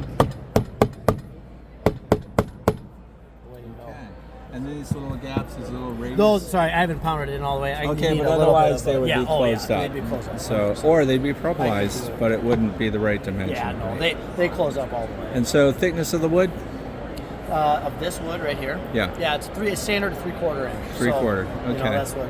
And standard that's what pine. people use. Where are you sourcing your lumber for these? Lumber comes mostly out of New Hampshire. New Hampshire. Yeah, Okay. Yeah, everything is American made. Okay. American grown. We mill everything. All right. We're out of Sioux Falls, South Dakota. That's where we do everything. We mill it. Our foundation and our wood. And then the website is premierbproducts.com. And people can look into it. This is something that a lot of us are going to be following, paying attention to, and testing out. Yeah. So, Matthew, thanks for your time. I appreciate the We presentation. appreciate you. Thanks, Yep. Fred. Yeah. All right. See you guys. Yep.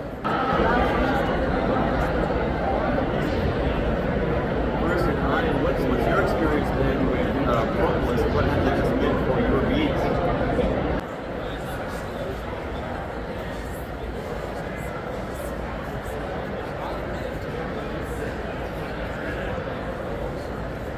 We'll do it tomorrow.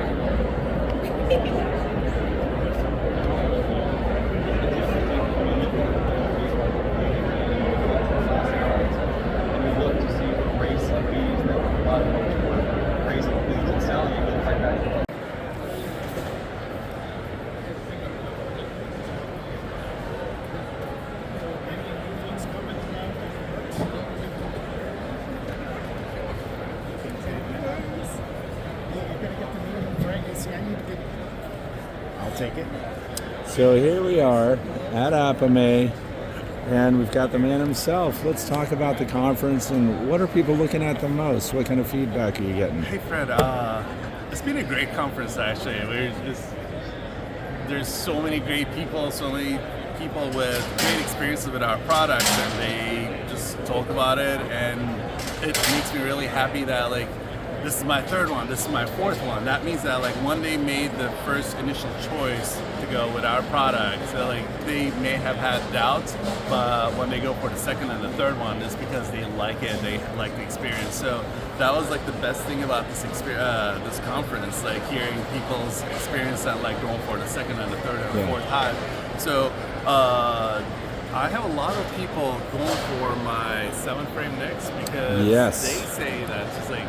And I repeat that as well. This is an ICU. This is a recovery unit for your colonies. If you have a colony that is in bad shape, you just put it in here for rehab. You put it here. Yeah.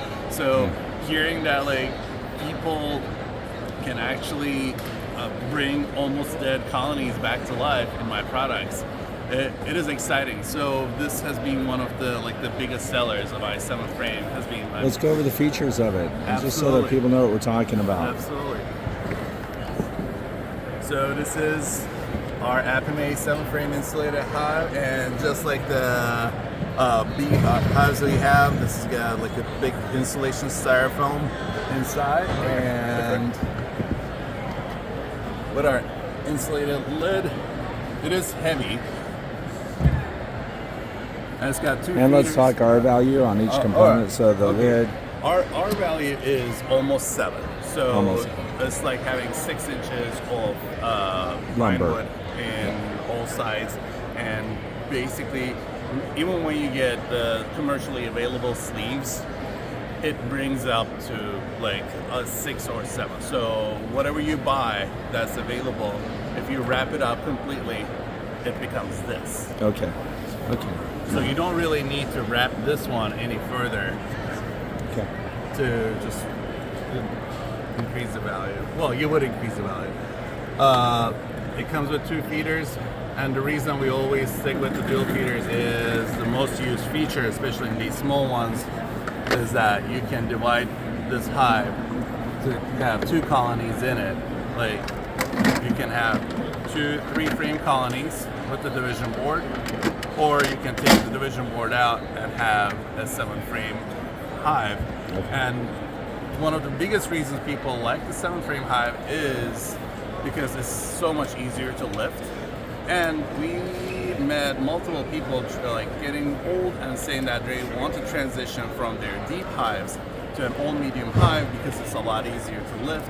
but transitioning from an existing deep frame to a medium frame, it's a pain. So you need to buy everything brand new, and then you need to transfer your bees without creating a chaos. So they actually prefer this unit, and they just put their 7 frames in it and put like additional frames on top.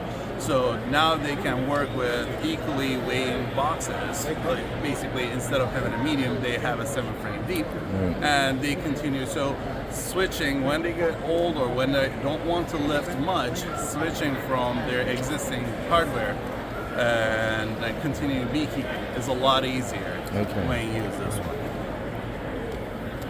And I had multiple people going into queen rearing and using this as a timing box, as we're told, because this itself is a division board, but again, putting it in this setting would make it a queen excluder in here, and by isolating the last frame and putting your queen and a fully drawn comb here, you can use it as a timing box, come back 4 days later, nice, grab from this frame, and you don't need to hunt for larvae. And I have gentlemen who are using 2 queens, we're having 2 queens in the same box, coming back every other day grafting. So you can really get a lot of queens out of this box. So this has been the favorite product in this conference. Yeah, and I like it.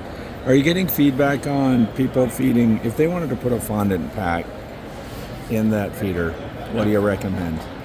If they want to do fondant, like I still have some space under the feeder. Okay. So there are some brands. If you're doing homemade, you can make it a little thinner and put it under.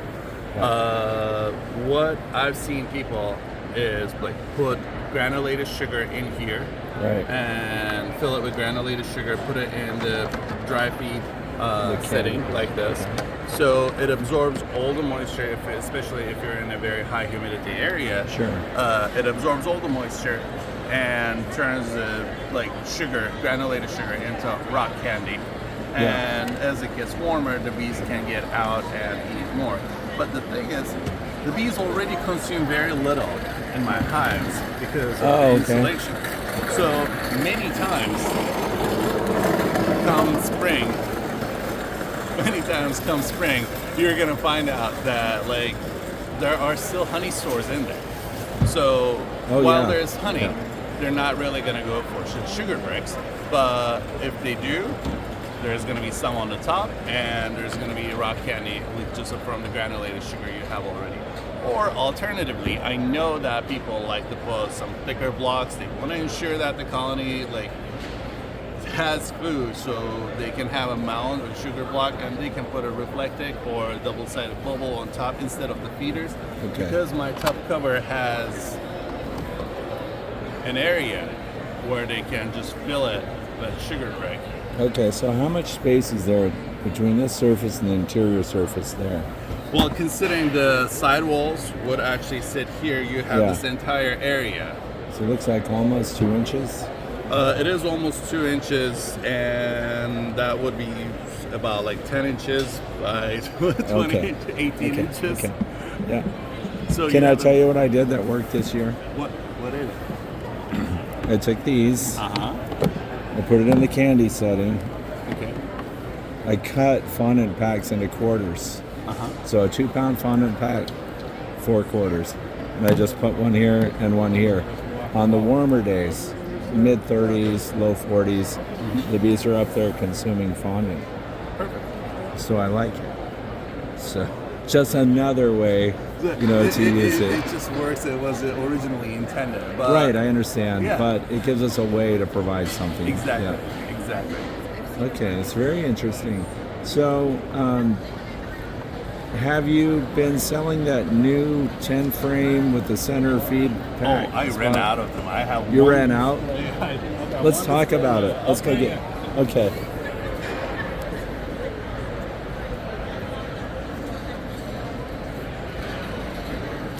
This is sold out at the show, so I'm shipping it to people's houses. Now, do you make this just for the 10, or is this 10 and 8? This is just for the tent. Just for the tent. Just for the Wow, tent. that looks elaborate. Again, we have 1.1 gallon syrup capacity here, and the bees would walk up from the area that we have here, get the syrup. It would fill up the syrup in here. You never have to take these out. Even if your hive is tilted a little bit, there's always a place where they can get the syrup. And in the winter, you just put your fondant patties right in the center, and if you get commercially available ones, you can just slice the bag, put it here, close it. If you're making your fondant at home, just pour it in these containers, and we have extra containers available as well. Just fill 5-6 of them, and then as you see the food levels are getting lower, just hot swap them with another one from the fridge. So Nice. Yeah, I like that. You That's can't- great. And you sold out on these. I sold out on these in the show, and Okay. I'm just gonna have to go and start shipping them from our warehouse in Arizona. Well, by the time people are seeing this video, they'll have to go to your website anyway. So. Exactly. Yeah. Exactly. So, is there anything else you want to touch on? We have some stuff coming up that I haven't had a chance to debut yet, but Okay. I will hit you up when I do. One Okay. thing I actually wanted to show is our little propolis trap. This is This is not our main product. It's a side product, but I just wanted to show the things that we think of while we're designing a product. Yeah. There are a lot of propolis traps in the field that look like the queen excluder. They're a lot more rigid. You can't really bend it or anything. To extract propolis, you actually really need to curl this up. So we have this product made from the silicone, like you have cookware. Okay. So this is something you cannot actually do with any of the propolis traps out there. Like this really folds. So the biggest use that I've seen in these is actually in the southern states in the summer where it is very humid. They actually use this propolis trap as a ventilating tub cover. As a what? A ventilating tub cover, inner cover. Okay. So what they do is they just like put it on top of the hive, and they close the lid because all our lids have the vent sluts in the front. It prevents the moisture buildup. They come back once the bees don't like to have this, so they start propolizing all the gaps in here To close off the venting. To close Yeah, out, yeah. and they come back a week later. They swap this with an empty one, and they extract propolis in the meantime, while also controlling the moisture inside the hive. Cool. So this is something I just wanted to show that like all the little things that we think about, and when our customers come out with a use that we didn't think about, it's just we like to show that as well. Yeah, like, hey, yeah, guys, yeah. you can actually do this. Beekeepers helping beekeepers. Beekeepers Yeah, that's helping great. beekeepers. Okay, so I'm going to look at this. Is this the website information? That's our website information. We come here. And the Scantron. There you go. All right. Well, it's good to talk to you again. Good seeing Everywhere you, you go, there you are. So good products. I use them. I like it. I'm a fan of this Nuke hive a lot right now for my resource hives in particular. All of your hives are convenient. Good stuff. Thanks again. I hope you have a great conference. Thanks so much. I didn't even know that. So that is our difference compared to So what are other the other ones that encourage foam. So he had a great escape in a skateboard. So basically moving from the base forward and then you slip it down to so you're just comparing it when it's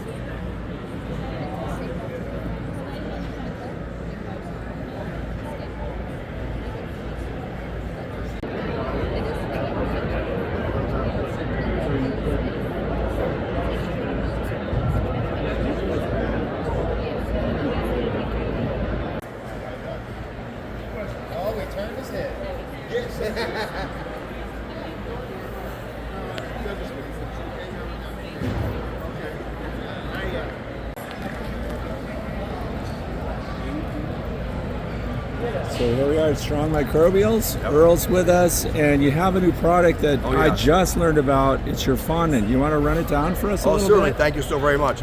So we're currently collaborating with Andrew Munn from Apis Biologics. He's a Canadian company there, and they've created polyphenols and bioflavorides that mimic nectar. And so we now have Nectar on Demand Superfuel, which is a fondant that provides all the energy necessary for the hive to thrive.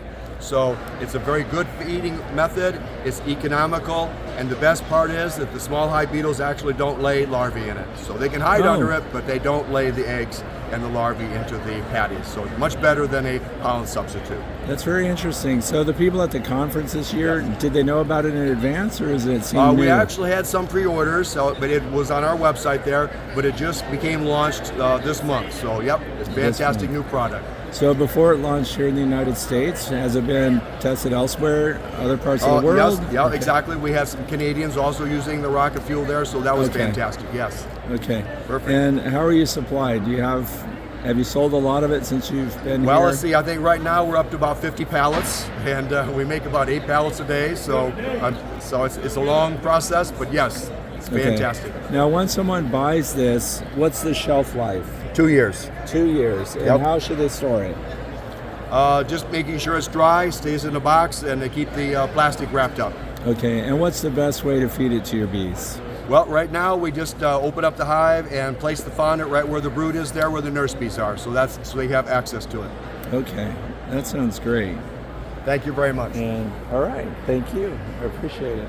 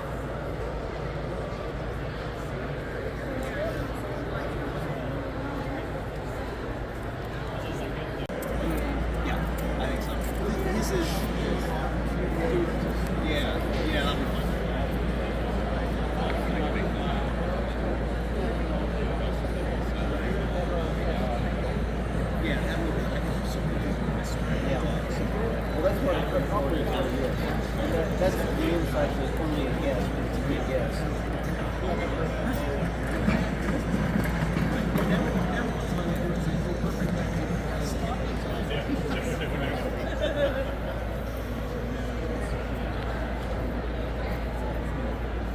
So I'm picking up Lyson fillers, right?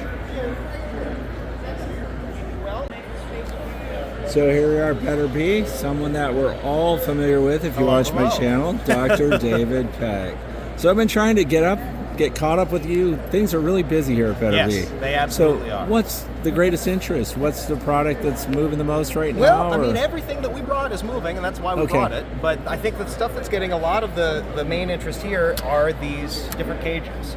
The biggest frustration I've got is that we've got these frame isolation cages that are queen excluder spacing on all of the bars, which means that you can put a queen in or keep a queen out, put a drone in, keep a drone out, however. But the workers are coming and going, you've got nurse bees tending to brood and all of that. They, unfortunately, look almost identical to the queen introduction cages, which have a totally different function because no bees can get through these bars. And I know that folks who have been paying attention to your channel are well aware of how these different things work and can be used.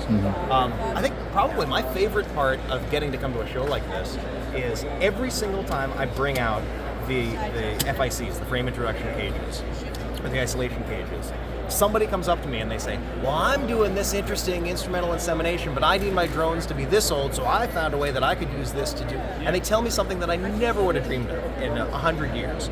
You know, we brought this out because I had used them during some of my doctoral work. I'd used them for various experiments. And then, you know, it's a very easy sell to someone who's grafting queens, because, you know, put my queen in, take her out 6 hours later, come back 4 days later. I know exactly, you know, every single larva in there is within 6 hours the same age, so they're going to be ready to go. So that's an easy sell. The more interesting stuff is when someone comes up and they say, oh yeah, well, I caught a swarm and I found the queen and I put her on a brood frame inside this and I hived the swarm. And normally, you know, I catch swarms in my neighborhood and 1 out of 3 of them absconds away. Well, now the queen can't leave, so I can leave her there for 2 or 3 days to start laying, and now she's stuck inside. So there's all of these different tricks that the cages allow folks to do. So that's I guess why we sold out.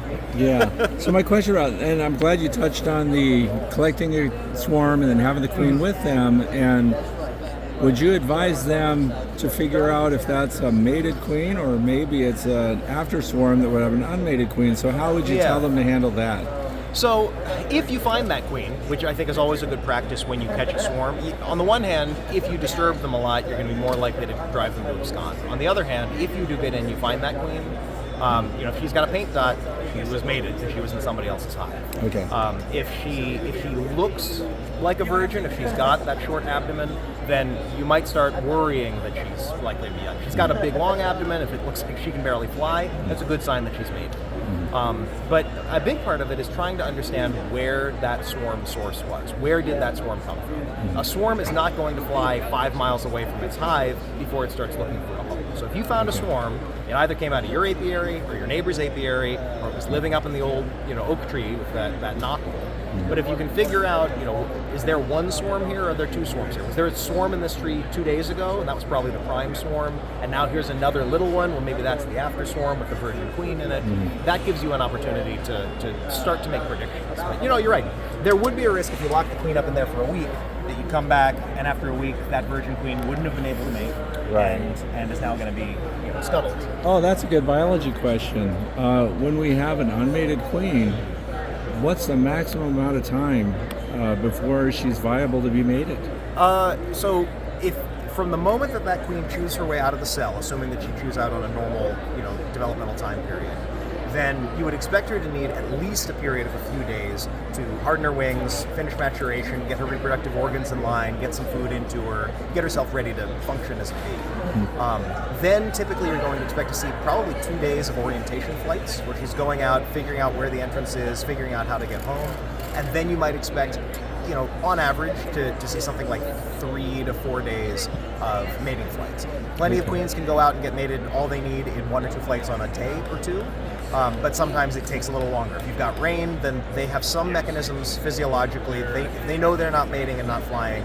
They can try to hold themselves together. Yeah. But I would say, you know, a week after a queen emerges, I start to get nervous about the likelihood of her being able to mate.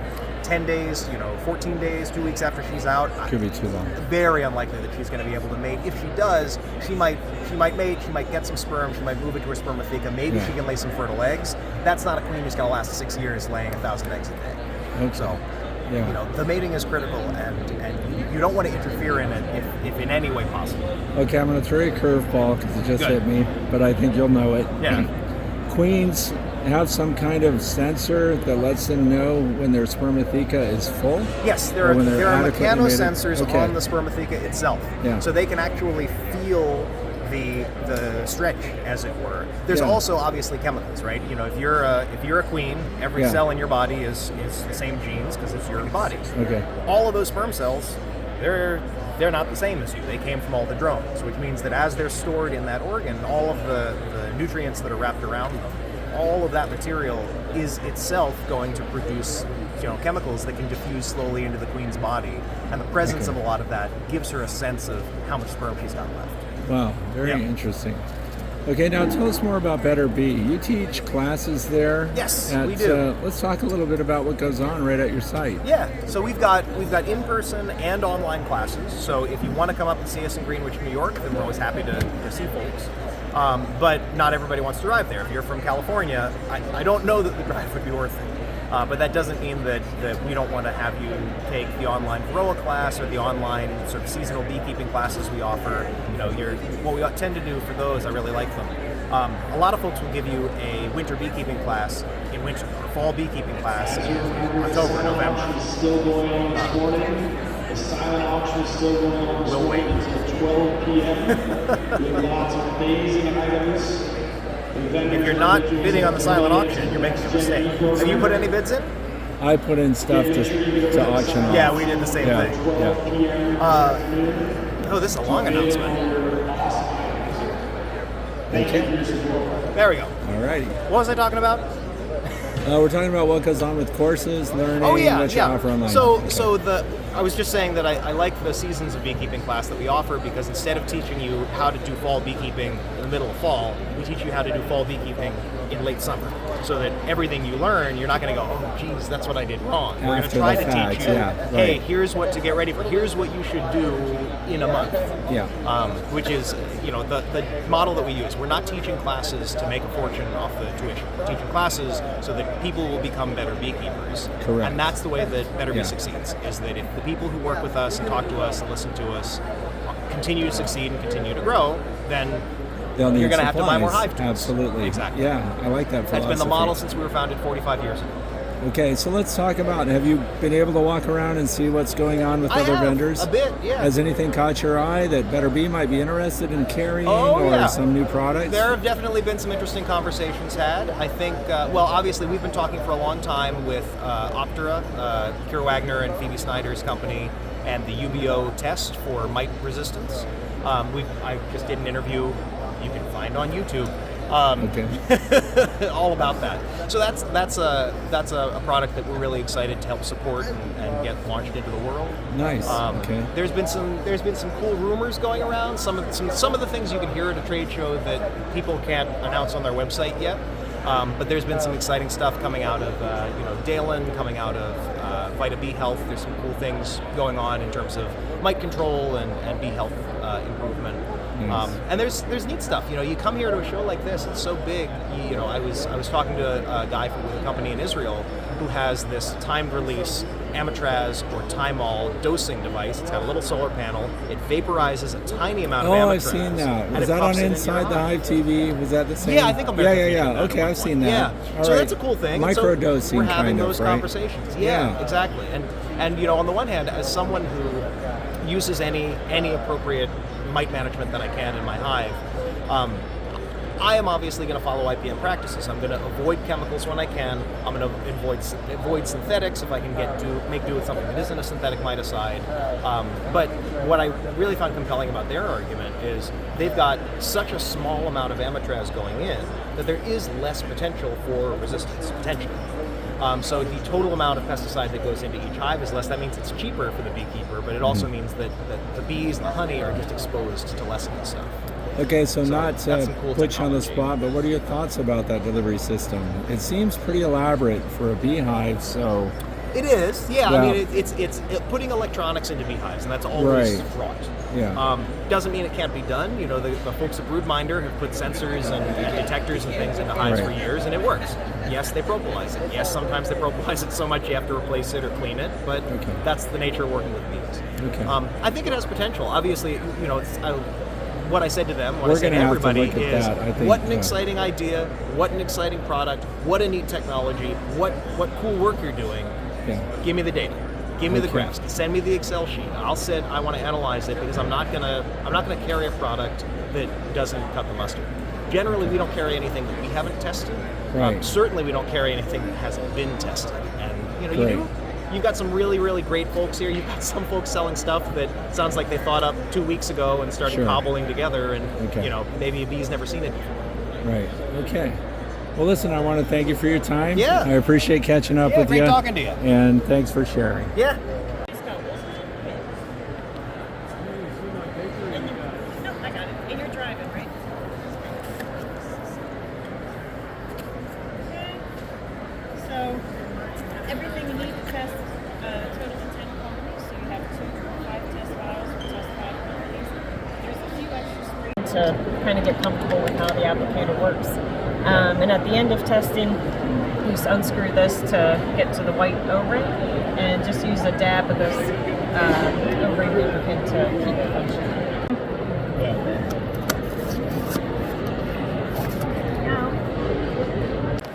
Okay, so I actually heard about your booth. I didn't know you had one here from Better Bee, Dr. Peck. So he ushered me over here. And so I'd like to know more about what we're talking about. What are you selling, and what's the science behind it, and why do beekeepers need it? Sure.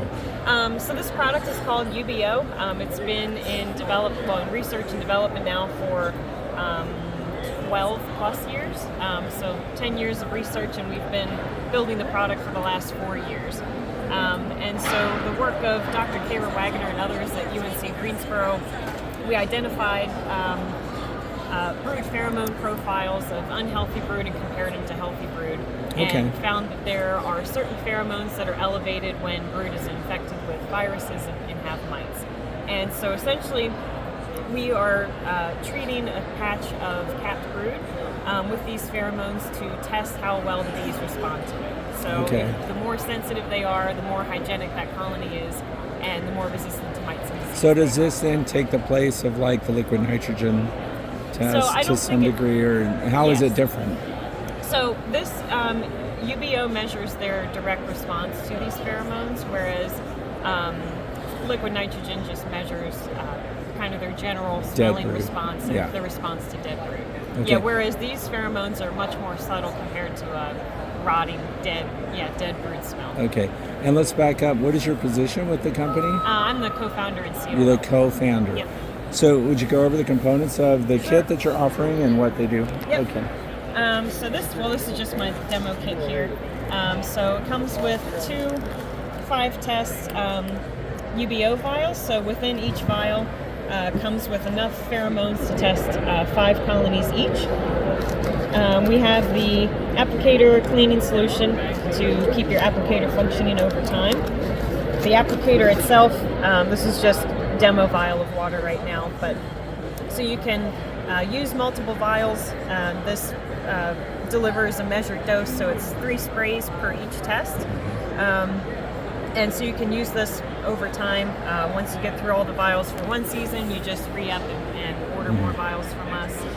And the only other thing you need in addition to the kit is an iPad or a phone to take a picture of the whiteboard and a picture of the test. Okay. So you can have, once you're finished, then you'll have your beginning picture and then the picture at the end of the 2 hours. So you count the number of cells between each to calculate the UBO score. Okay. So, and then just for the lay person that's looking at this, why do we need to know the hygienic behavior of our bees? Who would care and why? Sure. I think everybody should care. Okay. To some, not necessarily that everybody has to be testing, depending on how many hives they have and where they're at, right.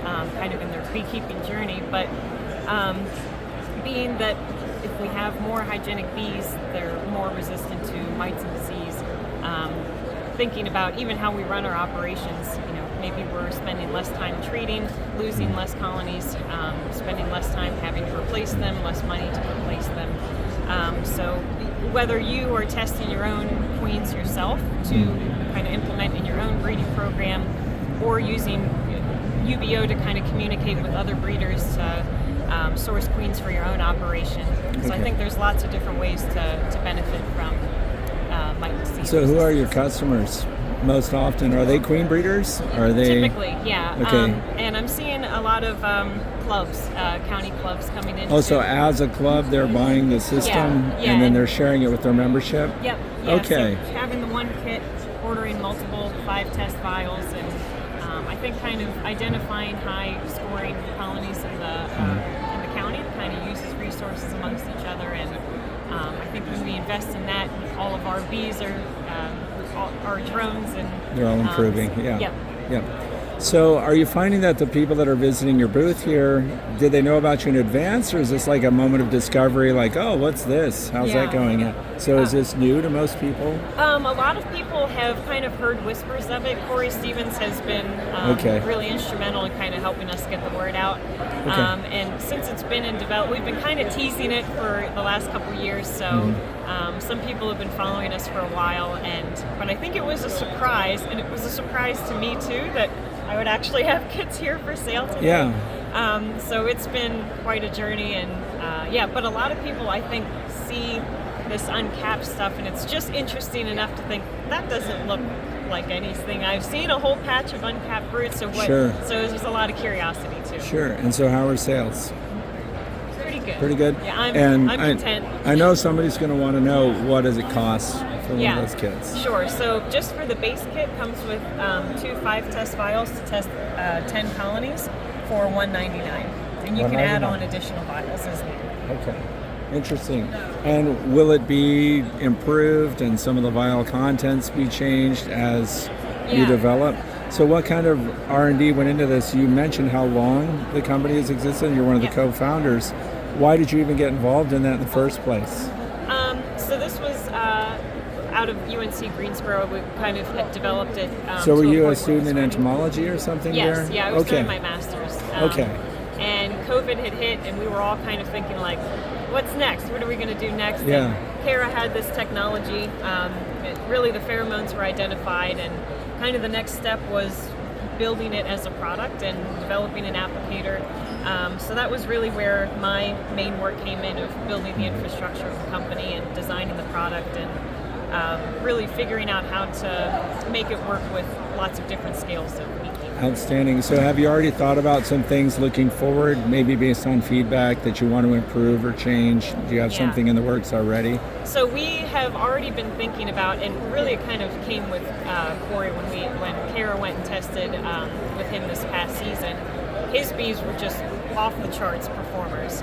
So we're thinking about how can UBO evolve with the industry as more people get involved and start testing, and maybe we need to adjust the threshold from 60 to maybe it needs to be higher. Maybe that's more on an individual scale basis. And maybe we've talked about changing concentrations of the UBO mix, like a UBO 2.0, something like that. Okay. But what we're seeing right now is that from some new data that those that perform high on UBO are also more resistant to chalkbrood and nosema too. So excellent. Even with the mix that we currently have, there's still a lot more potential to learn.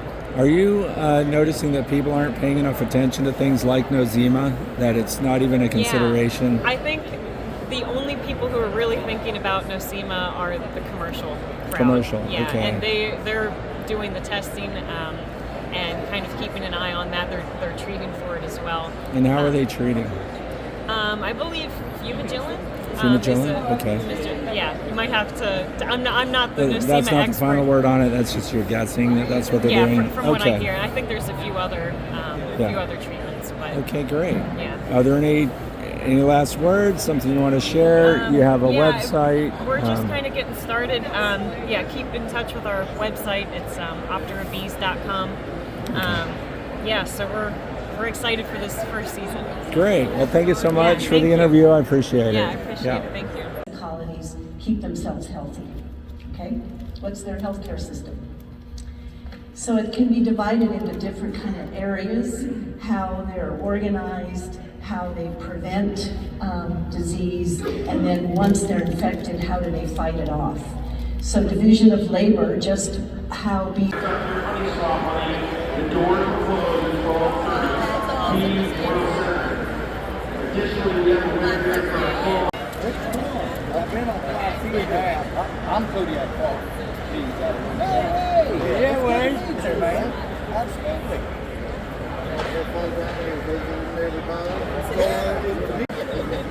See everybody seeing all these meetings.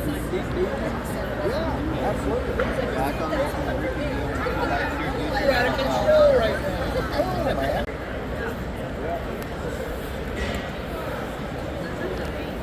So I'm here with Seth. What's up, guys? What do you think of these horizontal hives? That one's the prettiest one I've ever seen. Is it worth the money? Yeah, if you're into horizontal hives. See, I've never run one I could see having them if you just want 2 or 3 in the garden or 2 or something. 3. They're Okay. really Or efficient. if you're too old to lift boxes That and stuff. too, I don't have that problem yet. Okay, it's coming. It'll It's be coming. here before I know it, I'm sure. All right. Thank you. You're It's welcome. Good to see you.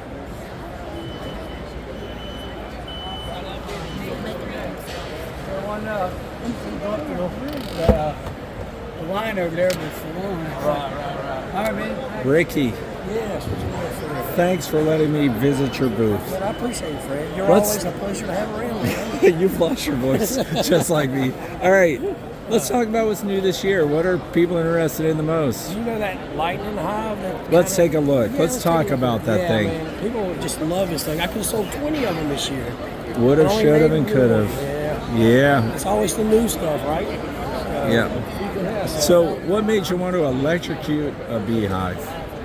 Well, you know, I had a customer that said, I want something very unusual, and I got on YouTube and I started looking at some of the new designs and stuff that people are doing. And I said, hey, we could do a really cool electrical look to this hive. And it's made from black locust. It's going to last forever. Yeah. And it's got a cool look to it. What is that process like? I mean, I understand it burns it while you're going, but are you just sticking electrodes on the wood? Do you wet it? Or Yeah, you, so what are you doing? 2 electrodes on both sides and put water with some baking soda. And it really works. It was amazing watching the electricity run through the hive. Man, Yeah. And we that got- sounds cool. Yeah, even later at night, if we run electrodes from here to here and we had burned the other side, it was sparking on the other side. So it is a very dangerous process. Now, did they request it, or is it something you just wanted to try out? It's something they kind of requested, and I wanted to try at the same time. So it is very dangerous. We had a dead man switch with that. So we're not telling people to do it. We're not just telling people to explaining what was done. Right. Okay. Yes. All right. Let's go over the features of your hive. I know it's probably similar to your other horizontal hives. Sure is. Absolutely. And we are talking horizontalbees.com. Yep. Okay. Let's go over the features. Yep, Let's check it out.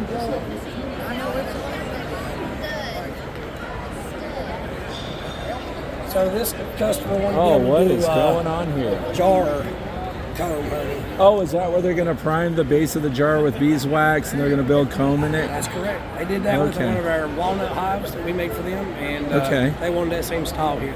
Do you have a sample of a jar with comb in it where that happened? She actually shows the video of where they actually did that. Yeah, Okay, so these are made for smallmouth mason jars. that's correct. And they just put the lid right down there. Yep. Now let's look at the parts underneath. Absolutely. You got a follower board. Actually, this one, yeah. There's our follower board. Now this is not electricity. This is just torching. Just a burn, right? yeah. Torching. Yeah. Okay. We're just trying to keep it the same burnt look. Sure. Right? Yeah. Then we got our, you know, the divider out. I got them in there good. And your stock is standard 2x. Is that? Yeah, it's Okay. inch and a half thick. Okay. This is, again, it's black locust, so it's extremely hard. Okay. But it's just like our regular hives. Are You know, most it's of just your like- hives made with black locust? No, just No, this one. just this But one. that's the thing about the horizontal, right? I Yeah. don't have to stick with white pine, right? I Right. can put in anything I want. Right, and it can weigh as much as it Absolutely. wants to weigh, right? But you're probably Okay. not going to move it at that point. Yeah. You got a nice gasket on here too. Yeah. What kind of gasket material? How do you keep that from sticking to that? Sticking to that. This Yeah. one is a polyurethane too. It really sticks good to that. But most of them Okay. actually drive some nails in there to help give a little support. Oh, yeah, keep it from pulling away. Exactly. Okay. Yep. Nice. Now we already know the feedback's good. It's been very good. How's business overall? We sold out yesterday. Sold out. Yesterday. Just Right. taking pre-orders today. So are you taking orders? Yep. And do you hit a point where you've taken all the orders you're going to deal with for the year? Are you worried about being overworked? I'm afraid I am Right. way overworked. We're actually pushing Yeah. it out until March.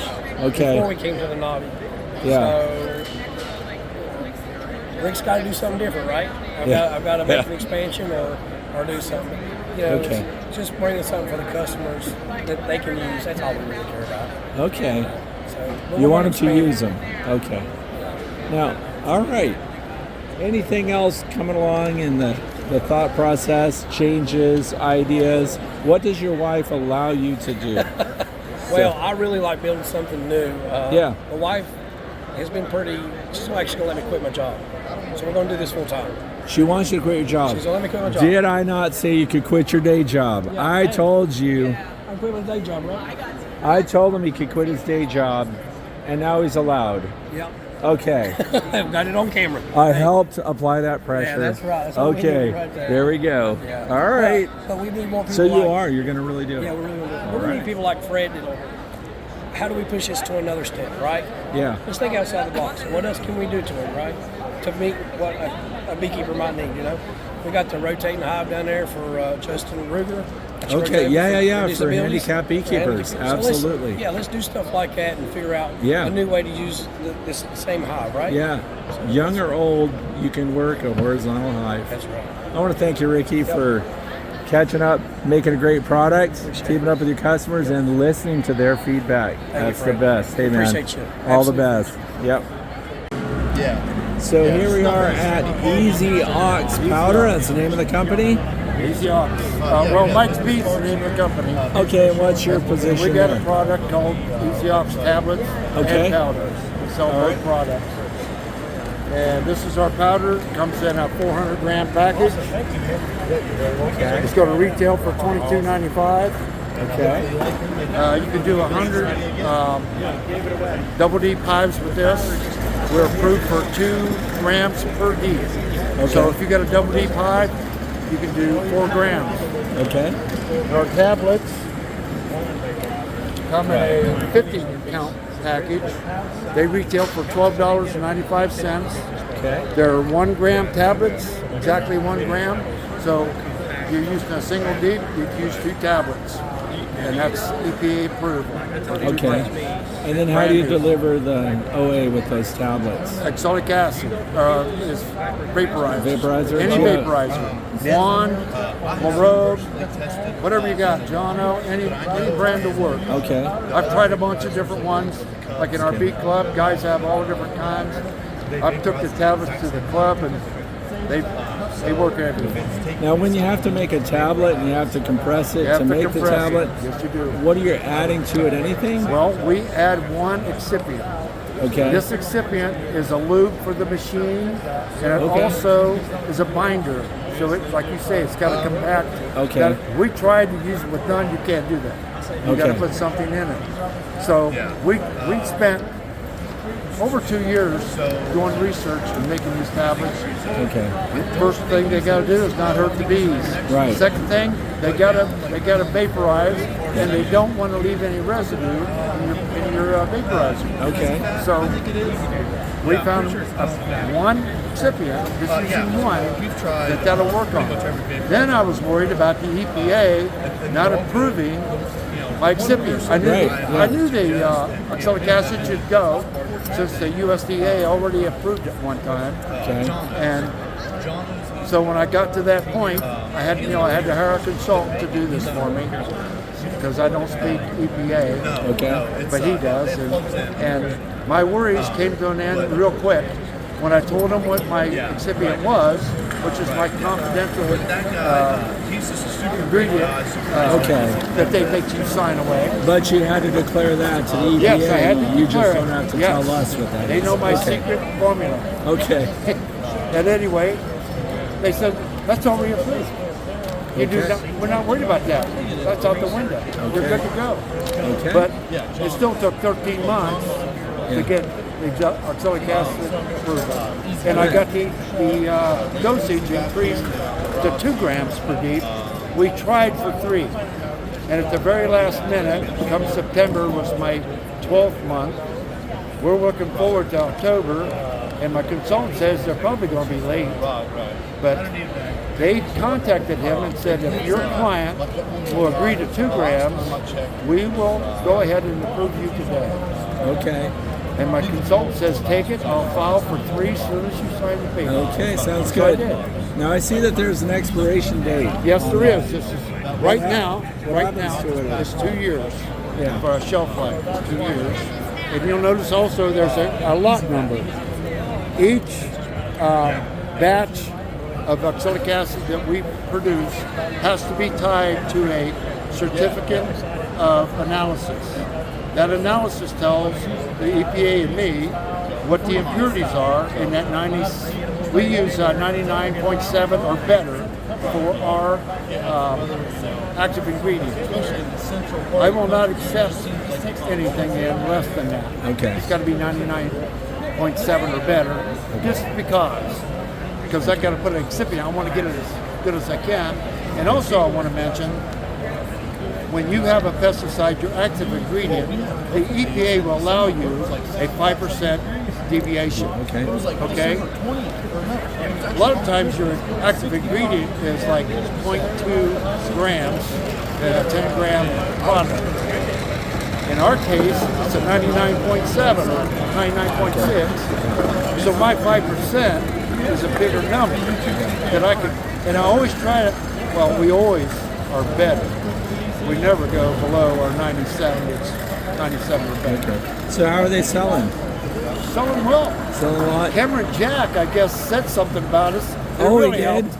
Nobody knew That that can't there was hurt you. another oxalic acid that's Okay. approved by the EPA. Well, if Cameron Jack endorses you, that's Yeah, pretty well, solid. I don't know about it, but he said we're here. I Oh, don't yeah? know what he said. Okay. I've never met the guy. But a bunch of I people wanna meet came him. to you after that. Okay. Yeah, because we'd like to actually help him out with our product. Sure. When his Okay. research, we love him.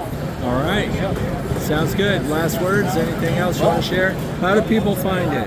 I just had a great time down. This is the first time we've ever really tried to sell our product. It's at Mike's Bees.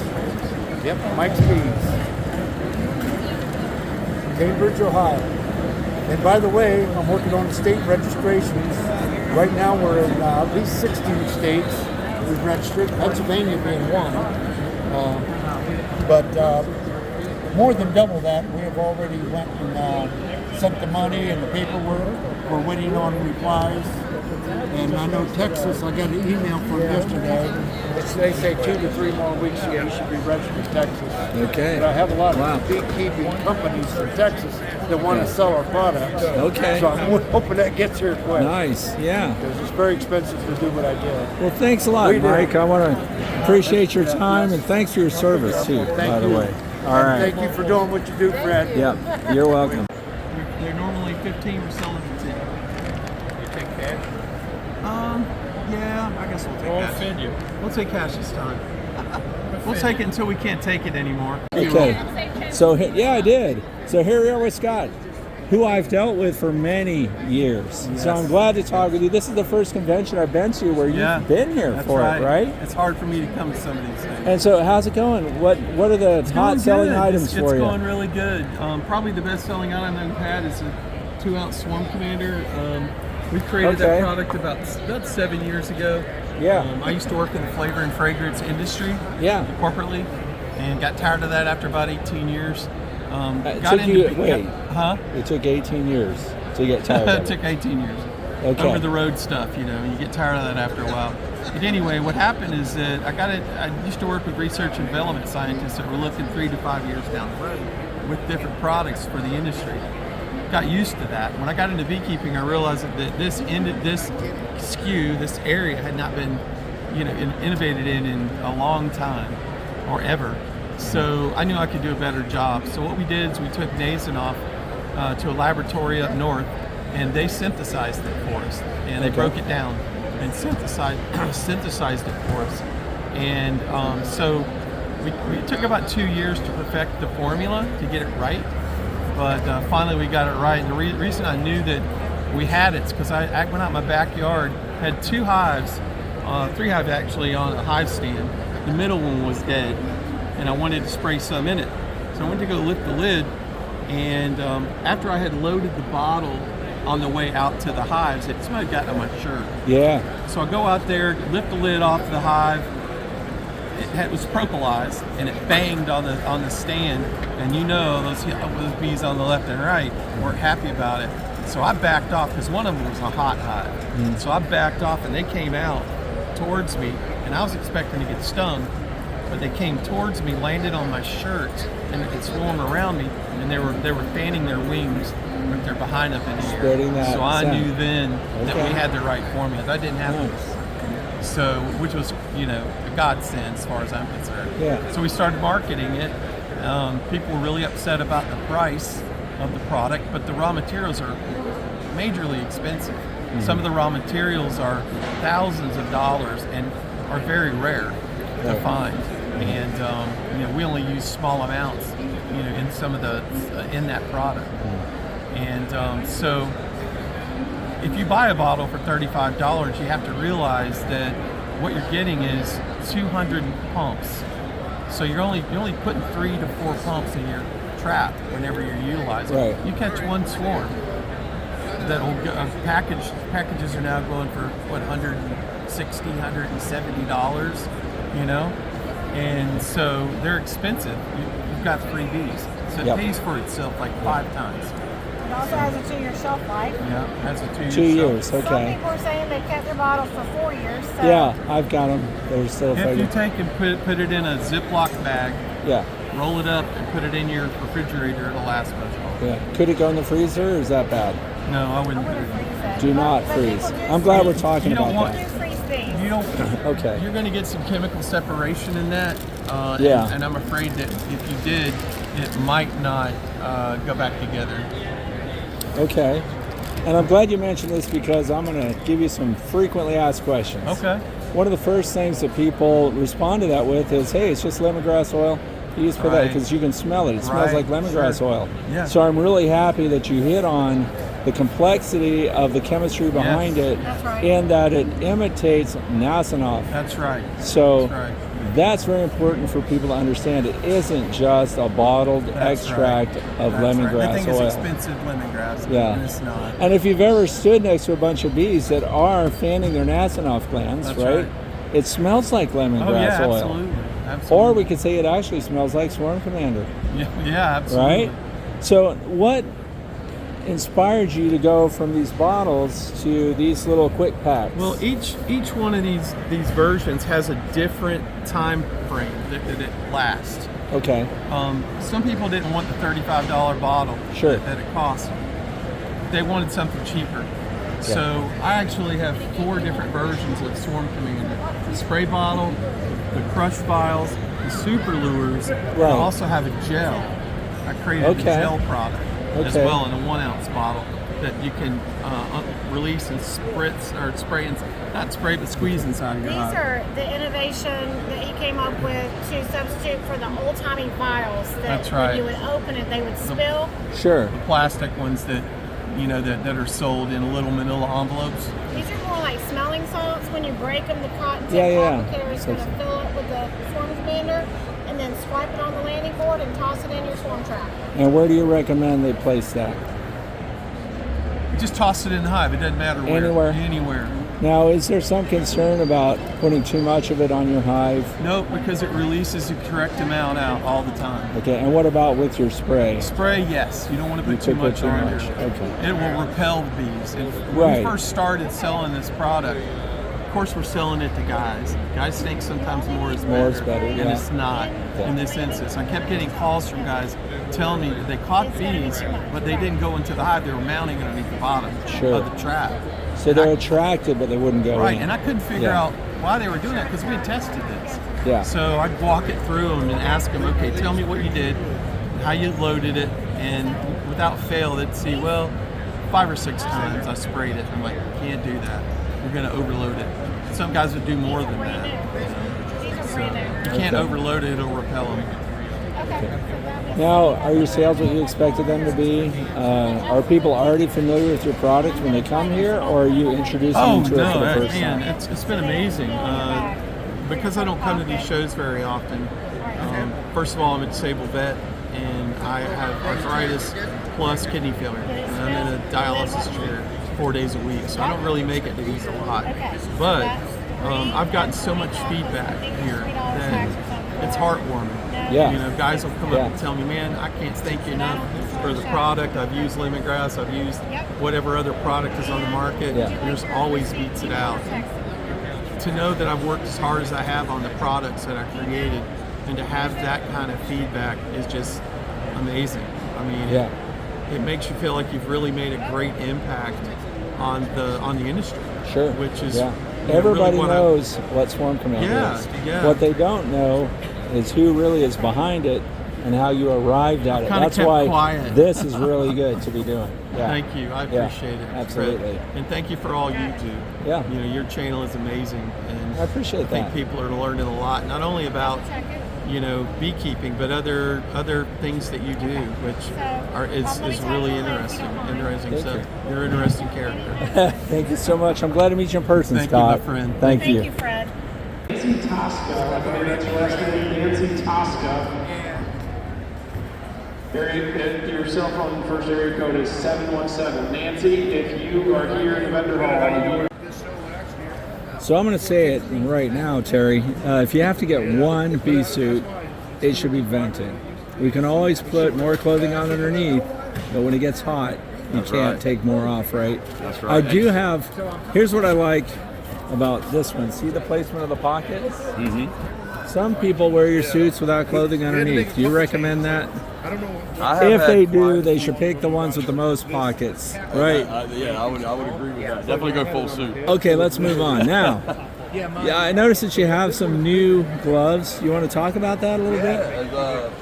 You know, we redesigned the gloves. We came out with our own style, ventilated to the fingertips. Still got goat skin on the inside. They are quickly becoming our biggest seller as far as total volume. Okay. They have caught on really well. We started getting people asking for a shorter version, so this year we came out with the short glove, same style. Okay, I have to say something. What's that? Let's look at this again. Here's what I like. See that strap?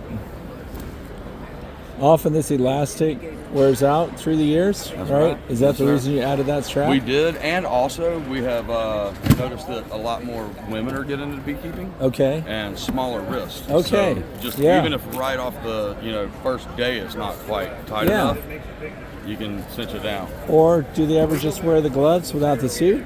Absolutely. They do sometimes. And, Okay. So a lot of times we'll get the long gloves for people right. that don't wear full protection, and the short gloves so they don't have to run up over their sleeves if they Okay. do wear the jacket. Yeah. But we also, it's not quite as obvious, but we do recommend if you're a cost-conscious person, Yeah. that use these as an insurance policy, because your working area from the elbow down, Sure. where you're going to get a lot of, or most of your damage, is Sure. snagging or ripping. Yeah. We would much rather you damage an inexpensive part of your protective clothing instead Okay. of having to replace the full suit. Okay. So it's kind of like an added layer of insurance. Yeah. If you're comfortable with it. If not, we still got you covered. Okay. Nice. I like that idea. So, what are you selling the most of this year? This year, At the conference. What are you selling? At the conference, I would say probably the Roundville ProFit has always been the main for Yep. us. Corey redesigned, made a couple changes on our Roundville. He shortened the back, which isn't new to us, but just Okay. changed the way it sat a little bit. Created a nice. Oh, is that snug like fit does that inside. absorb sweat too? And it does, yep, Let's go very in. thick. Let's go in. Feel that. Here we go. Oh yeah, I see what you're doing. Is that almost like a terry cloth? What is that? It actually does. It is feel- terry yeah, cloth? it's- Okay. It's near that. It Okay. has more elasticity to Plus, it. it's yeah. venting through the head, and you have a nice shade around your face. That's right. Okay. And there's a bungee slider. Okay. For some people, just like to have that extra layer of security. Sure. Yeah. Okay. And we tell people, some people love it, some don't. Just snip it off if it's not for you. Oh, the cord. Yeah, Okay. Yeah, if it's not Yeah. for you, just take it right on out the way. Nice. But hat or no hat, they snug right down. Okay. Got good workability. Now, and that's usually the most common thing with the I watched a round bells. recent video where the guy was constantly being stung on the nose. And I would highly recommend, if you're one of those people that gets stung on the nose all the time, that's your veil. There you go. Not That's the right. pro veil. Okay. All right, well, thanks, Terry. I appreciate it. Thank you That's for stopping it. And by. we're over here. Sure We got appreciate everything you do. Mike Berry over here. I don't know what he's doing yet, but But whatever it is, it's how he he's does it. it's always good. I think it's something about how he does bees, or Something like I don't know what's that. going on. Something So like thanks that. a lot, Terry. Thank you. Wish you all the best always. Yes, sir. Go.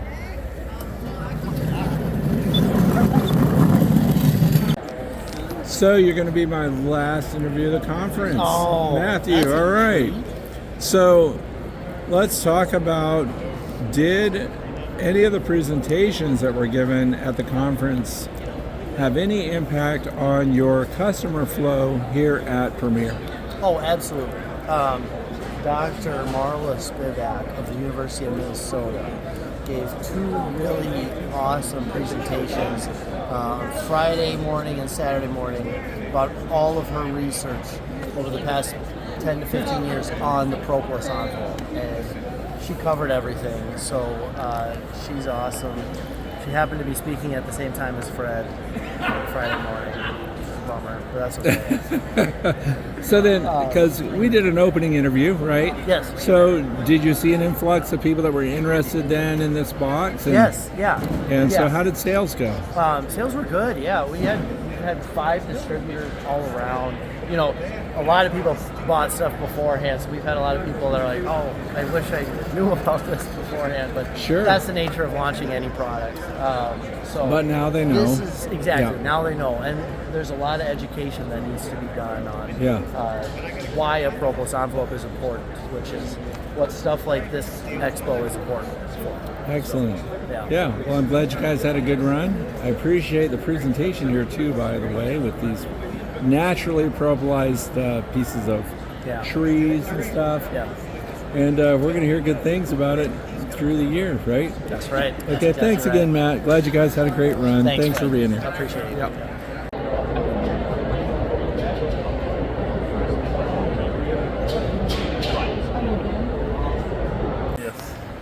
Okay, so a lot of people are walking around the conference and they picked up a new board game and they're coming up and showing it to me and suggesting that I check it out.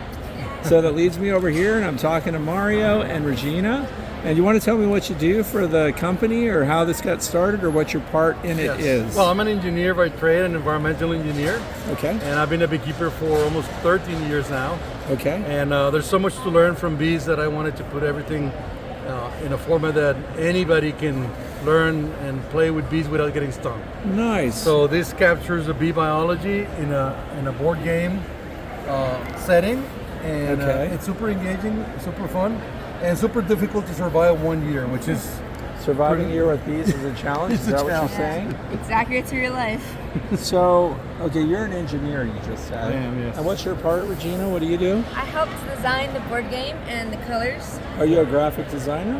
Is No, I just helped my dad. So this is your dad? Yes. Okay. And so he's giving all of the proceeds to you? Is that what's happening? She's getting her fair share of Okay. merchandise. Now, game board design is a thing, right? So do you have any past history with other games that succeeded? Not or with was games, but I did use a lot of engineering. We did computer simulations to Okay. make sure the game stays accurate to real life. Okay. And then you can actually play, that there's no dead ends. So we Okay. did a lot of computing to get this game done. So you then, in the process of designing the game, did you have testers and people that played it to see if it was fun to do? And That was us a lot of the time. so that was you? Yes. Both of you? I have siblings, so me and my brother, we played a lot. Voluntarily, or were you told to? Voluntarily. You're in a safe space. You can explain. Okay, so where have you launched it other than at this convention? So we've done local Texas beekeeping shows. Okay. Central Texas Beekeeping. It's pretty much the show where we've launched it. Okay. We went to Vegas for Toy Fest. There's a Toy Fest in There is a Toy Vegas? Fest. When was that? That was last March. Okay. So several toy stores from the Midwest are carrying this game. And then we do have also, we went to another show, Board Game Geek show. Say that again. Board Game Geek? show. That was in Where Dallas. geek is actually a positive term. It is a positive Okay. term, apparently, if you're a board gamer. So now here at the conference, how have the sales been? They've been fantastic. I see a lot of people carrying them around, so something's happening. We're almost sold out. Okay, almost sold out, and we're wrapping up the conference today, right? You're gonna finish up. This is the last day. And do you have another place after this? Like, for example, if somebody sees this video and says, "Where can I see it? What next? What's the next conference they're going to be at?" So the next conference is going to be again Toy Fest in Vegas in March. Toy Fest in Vegas in March. So we do have a website, and that is right here. It's www.besavvygame.com. That is a shameless plug. Let's do that. Good. We do shipping basically anywhere in the globe. Anywhere in the globe? Yeah. Yes. We've sold games all over. I think the furthest. Oh, what's the away- farthest place that somebody purchased one of your games? New Zealand, Australia, Denmark, Sweden. No kidding. France. So it translates well if they didn't necessarily have a strong English background, or is it educational as well? Yes. Give me it an is. example of how it's educational. Okay, well, here in the game, would you like for me to explain the game? Sure, absolutely. Okay, so you start out with your mini hive or your nuke. You have 4 honeycomb cells, 1 honey, 1 egg, 1 larva, 1 pupa, and 1 bee. And the game has 4 stages. So the first stage is to draw a season card. So you will pick a season card. This one says, day after rain, collect 1 pollen per bee. So we place our pollen on top of our bee. Another type of card that you can play is a dice card. So this is a command card, and this is a dice card. Depending on the level of difficulty that you would like to play, this is in the instructions. The standard version is if you roll a 1 or a 2, it's a bonus. A 3 or a 4, it's a question. And a 5 or a 6, it's a hazard. So here, the questions can range from what is the queen's gender to how long does it take for a queen to develop from an egg to a bee? Wait a second. What is the queen's gender? Yes. That's pretty easy. I mean, Where are we going with that? Okay. So you just want to know if participants understand that the queen is a female? Yes. Okay. So the answer is right there. So we recommend either putting it with your finger so you don't automatically go to the answer, or someone else picks it up. Okay, I like that. Some of the questions are difficult, like how many eyes does a bee have, or how Sure. many times per second does a bee There are flap no its wings? I's in B, right? Just a B and 2 E's? Is that... Okay.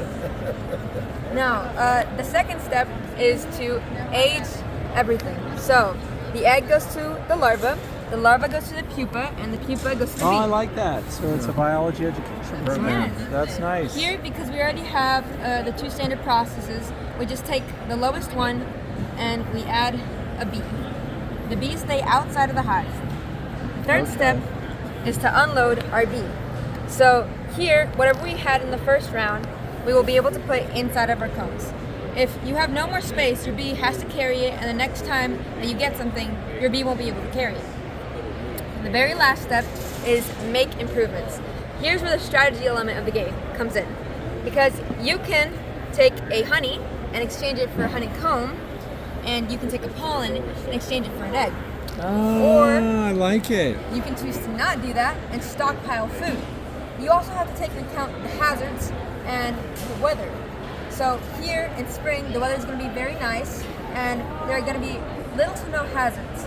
So what we're going to want to do is expand our hive as much as possible before winter arrives, and we have to just try and survive. There you go.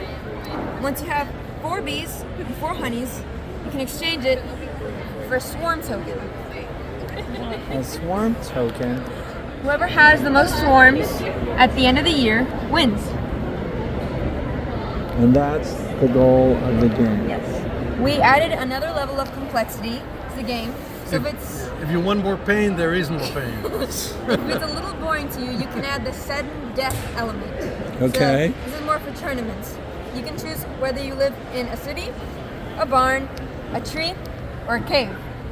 In the city and in the barn, the beekeeper will help you, but he will take away your honey. In the cave and in the tree, you're all by yourself.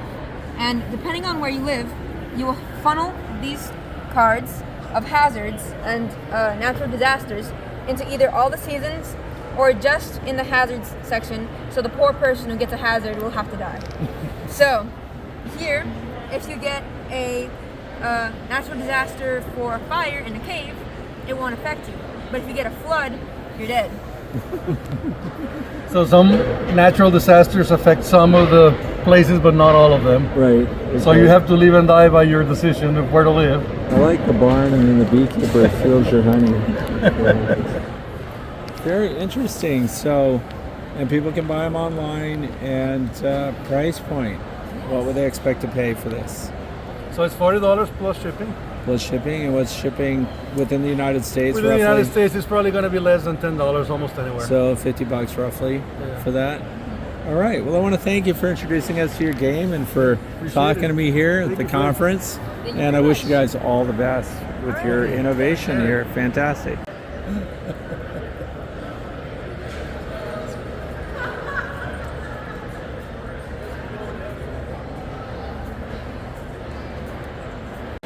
Okay, so I'm walking by and I see this backdrop that says the Bee and Butterfly Habitat Fund, a next-gen conservation solution. And so you guys were wrapping up the conference, but you still have high energy. What's going on? What is this program, and what do we need to know about it as backyard beekeepers? So we are excited because we are a nonprofit that provides free seed to landowners, one more time, to landowners that want to do pollinator habitat projects on their land between 2 and 25 acres in size. Perfect. Okay, so where does this program cover? I mean, you said it's a nonprofit, so how are people supporting you? If the seeds are free? Yeah, the seeds are free. We are funded through corporate donations, grants, and then also small individual donations.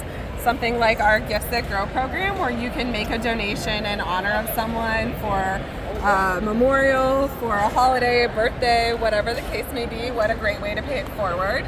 And then we work with landowners to get their habitat ready, and I'll let our new Mandy.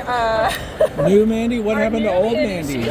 She's brand new, just this weekend. She's our new biologist that's going to be working with landowners to help. Oh, get their you're a sites biologist. prepped. I love that story. So, explain to us what species were benefiting with these particular plants. Yeah, so we do a two seed mix project for all of our projects, and so 50% of the land will be in a bee-friendly mix. So that's going to be clovers primarily, and then some other wildflowers and some grasses and sedges, and so that's really beneficial for both forage and habitat for our native and our introduced bees, honeybees and bumblebees. And then we'll do the other half of the project will be in a native mix that is primarily focused on butterflies and pollinators, so it'll have wildflowers and milkweeds and some grasses. And so we do see, the bees are in the butterfly mix, the butterflies are in the bee mix, but they're both beneficial for all sorts of species. So.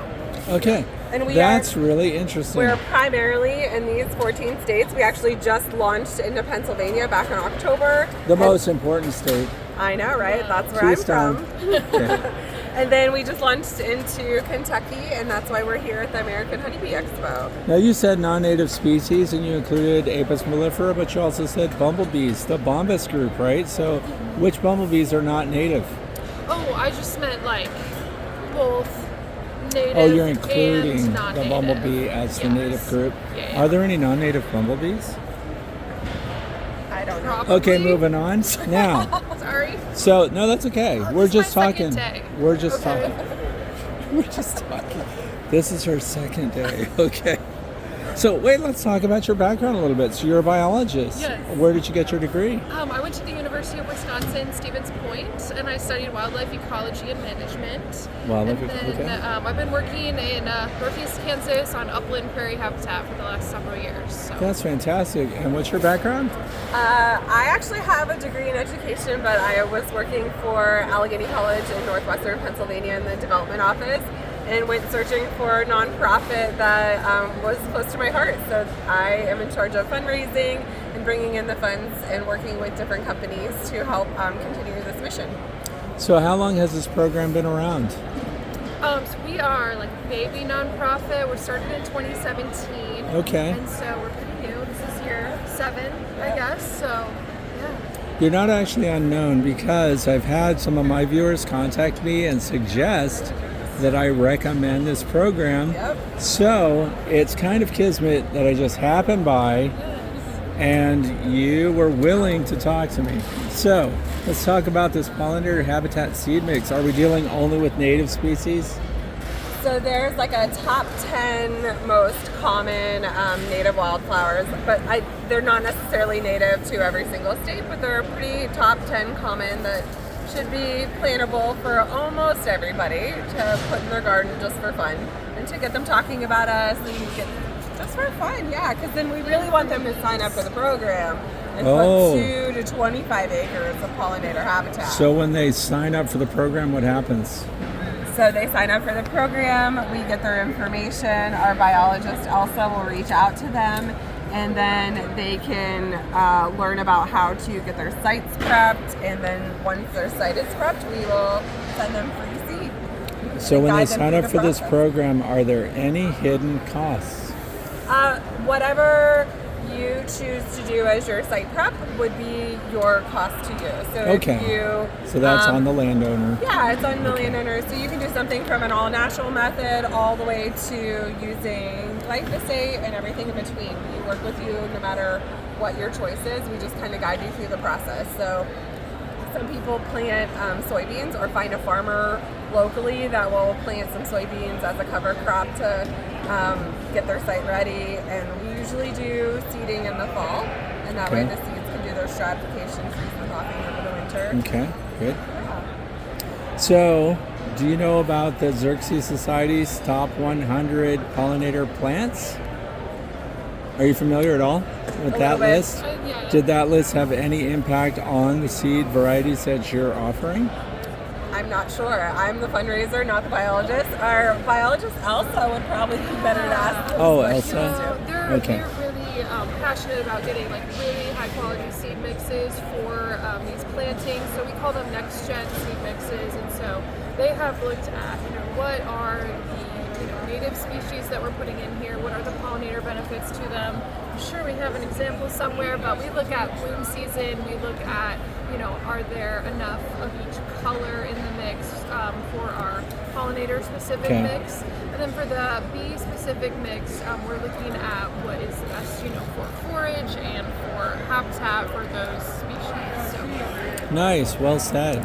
So, when we're talking about soil prep and those who have maybe agricultural areas where they can contribute to this program by using their land in this way, some people are feeling pretty strongly about no-till preparation, and others are like, you gotta till or you won't get what you need.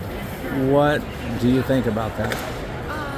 I think it can go either way, right? So Amanda was just talking about kind of our no-till option, I guess, is to plant the soybeans, to harvest them, and no-till or broadcaster seed into it after that. And that is for folks who are comfortable using an herbicide and doing the agricultural operation on there. If folks are not, we do recommend burning. We have seen people do tillage, mowing. When's the best time of year to burn? Huh? Best time of year to Best burn? time of year to burn depends on what you want to do. So if you're looking to deal with woody encroachment, to set back grasses and encourage wildflower growth, I typically recommend a growing season burn. So just depends on where you're at. My area, Northeast Kansas, I recommend August, September, October for one of those burns. But if you're looking to, do different stuff, if you want to promote your grasses, if you want to do some cool season manipulation, there's springtime, there's winter. It's not usually a bad time to burn. It just depends on what you want to do. Nice. Yes, what we have here. So I just want to point out some of our research findings. This graph shows the USGS research on our pollinator habitats, and you can see that we are outperforming drastically all of the other habitats that were studied. There's the CRP, Conservation Reserve Program, the Wildlife Refuge. Yeah, Nice. getting some really great results. So we're pretty excited and proud of that. So I want to thank you so much for talking with me. I hope that the viewers that want to know more about it will look down in the video description and follow the links provided there, or follow the links that you saw on the screen during the interview. Thank you for your time, and it's very important to provide diverse forage for all pollinators, honeybees right in there with the rest of them. Thanks a lot. I appreciate it. Thank you.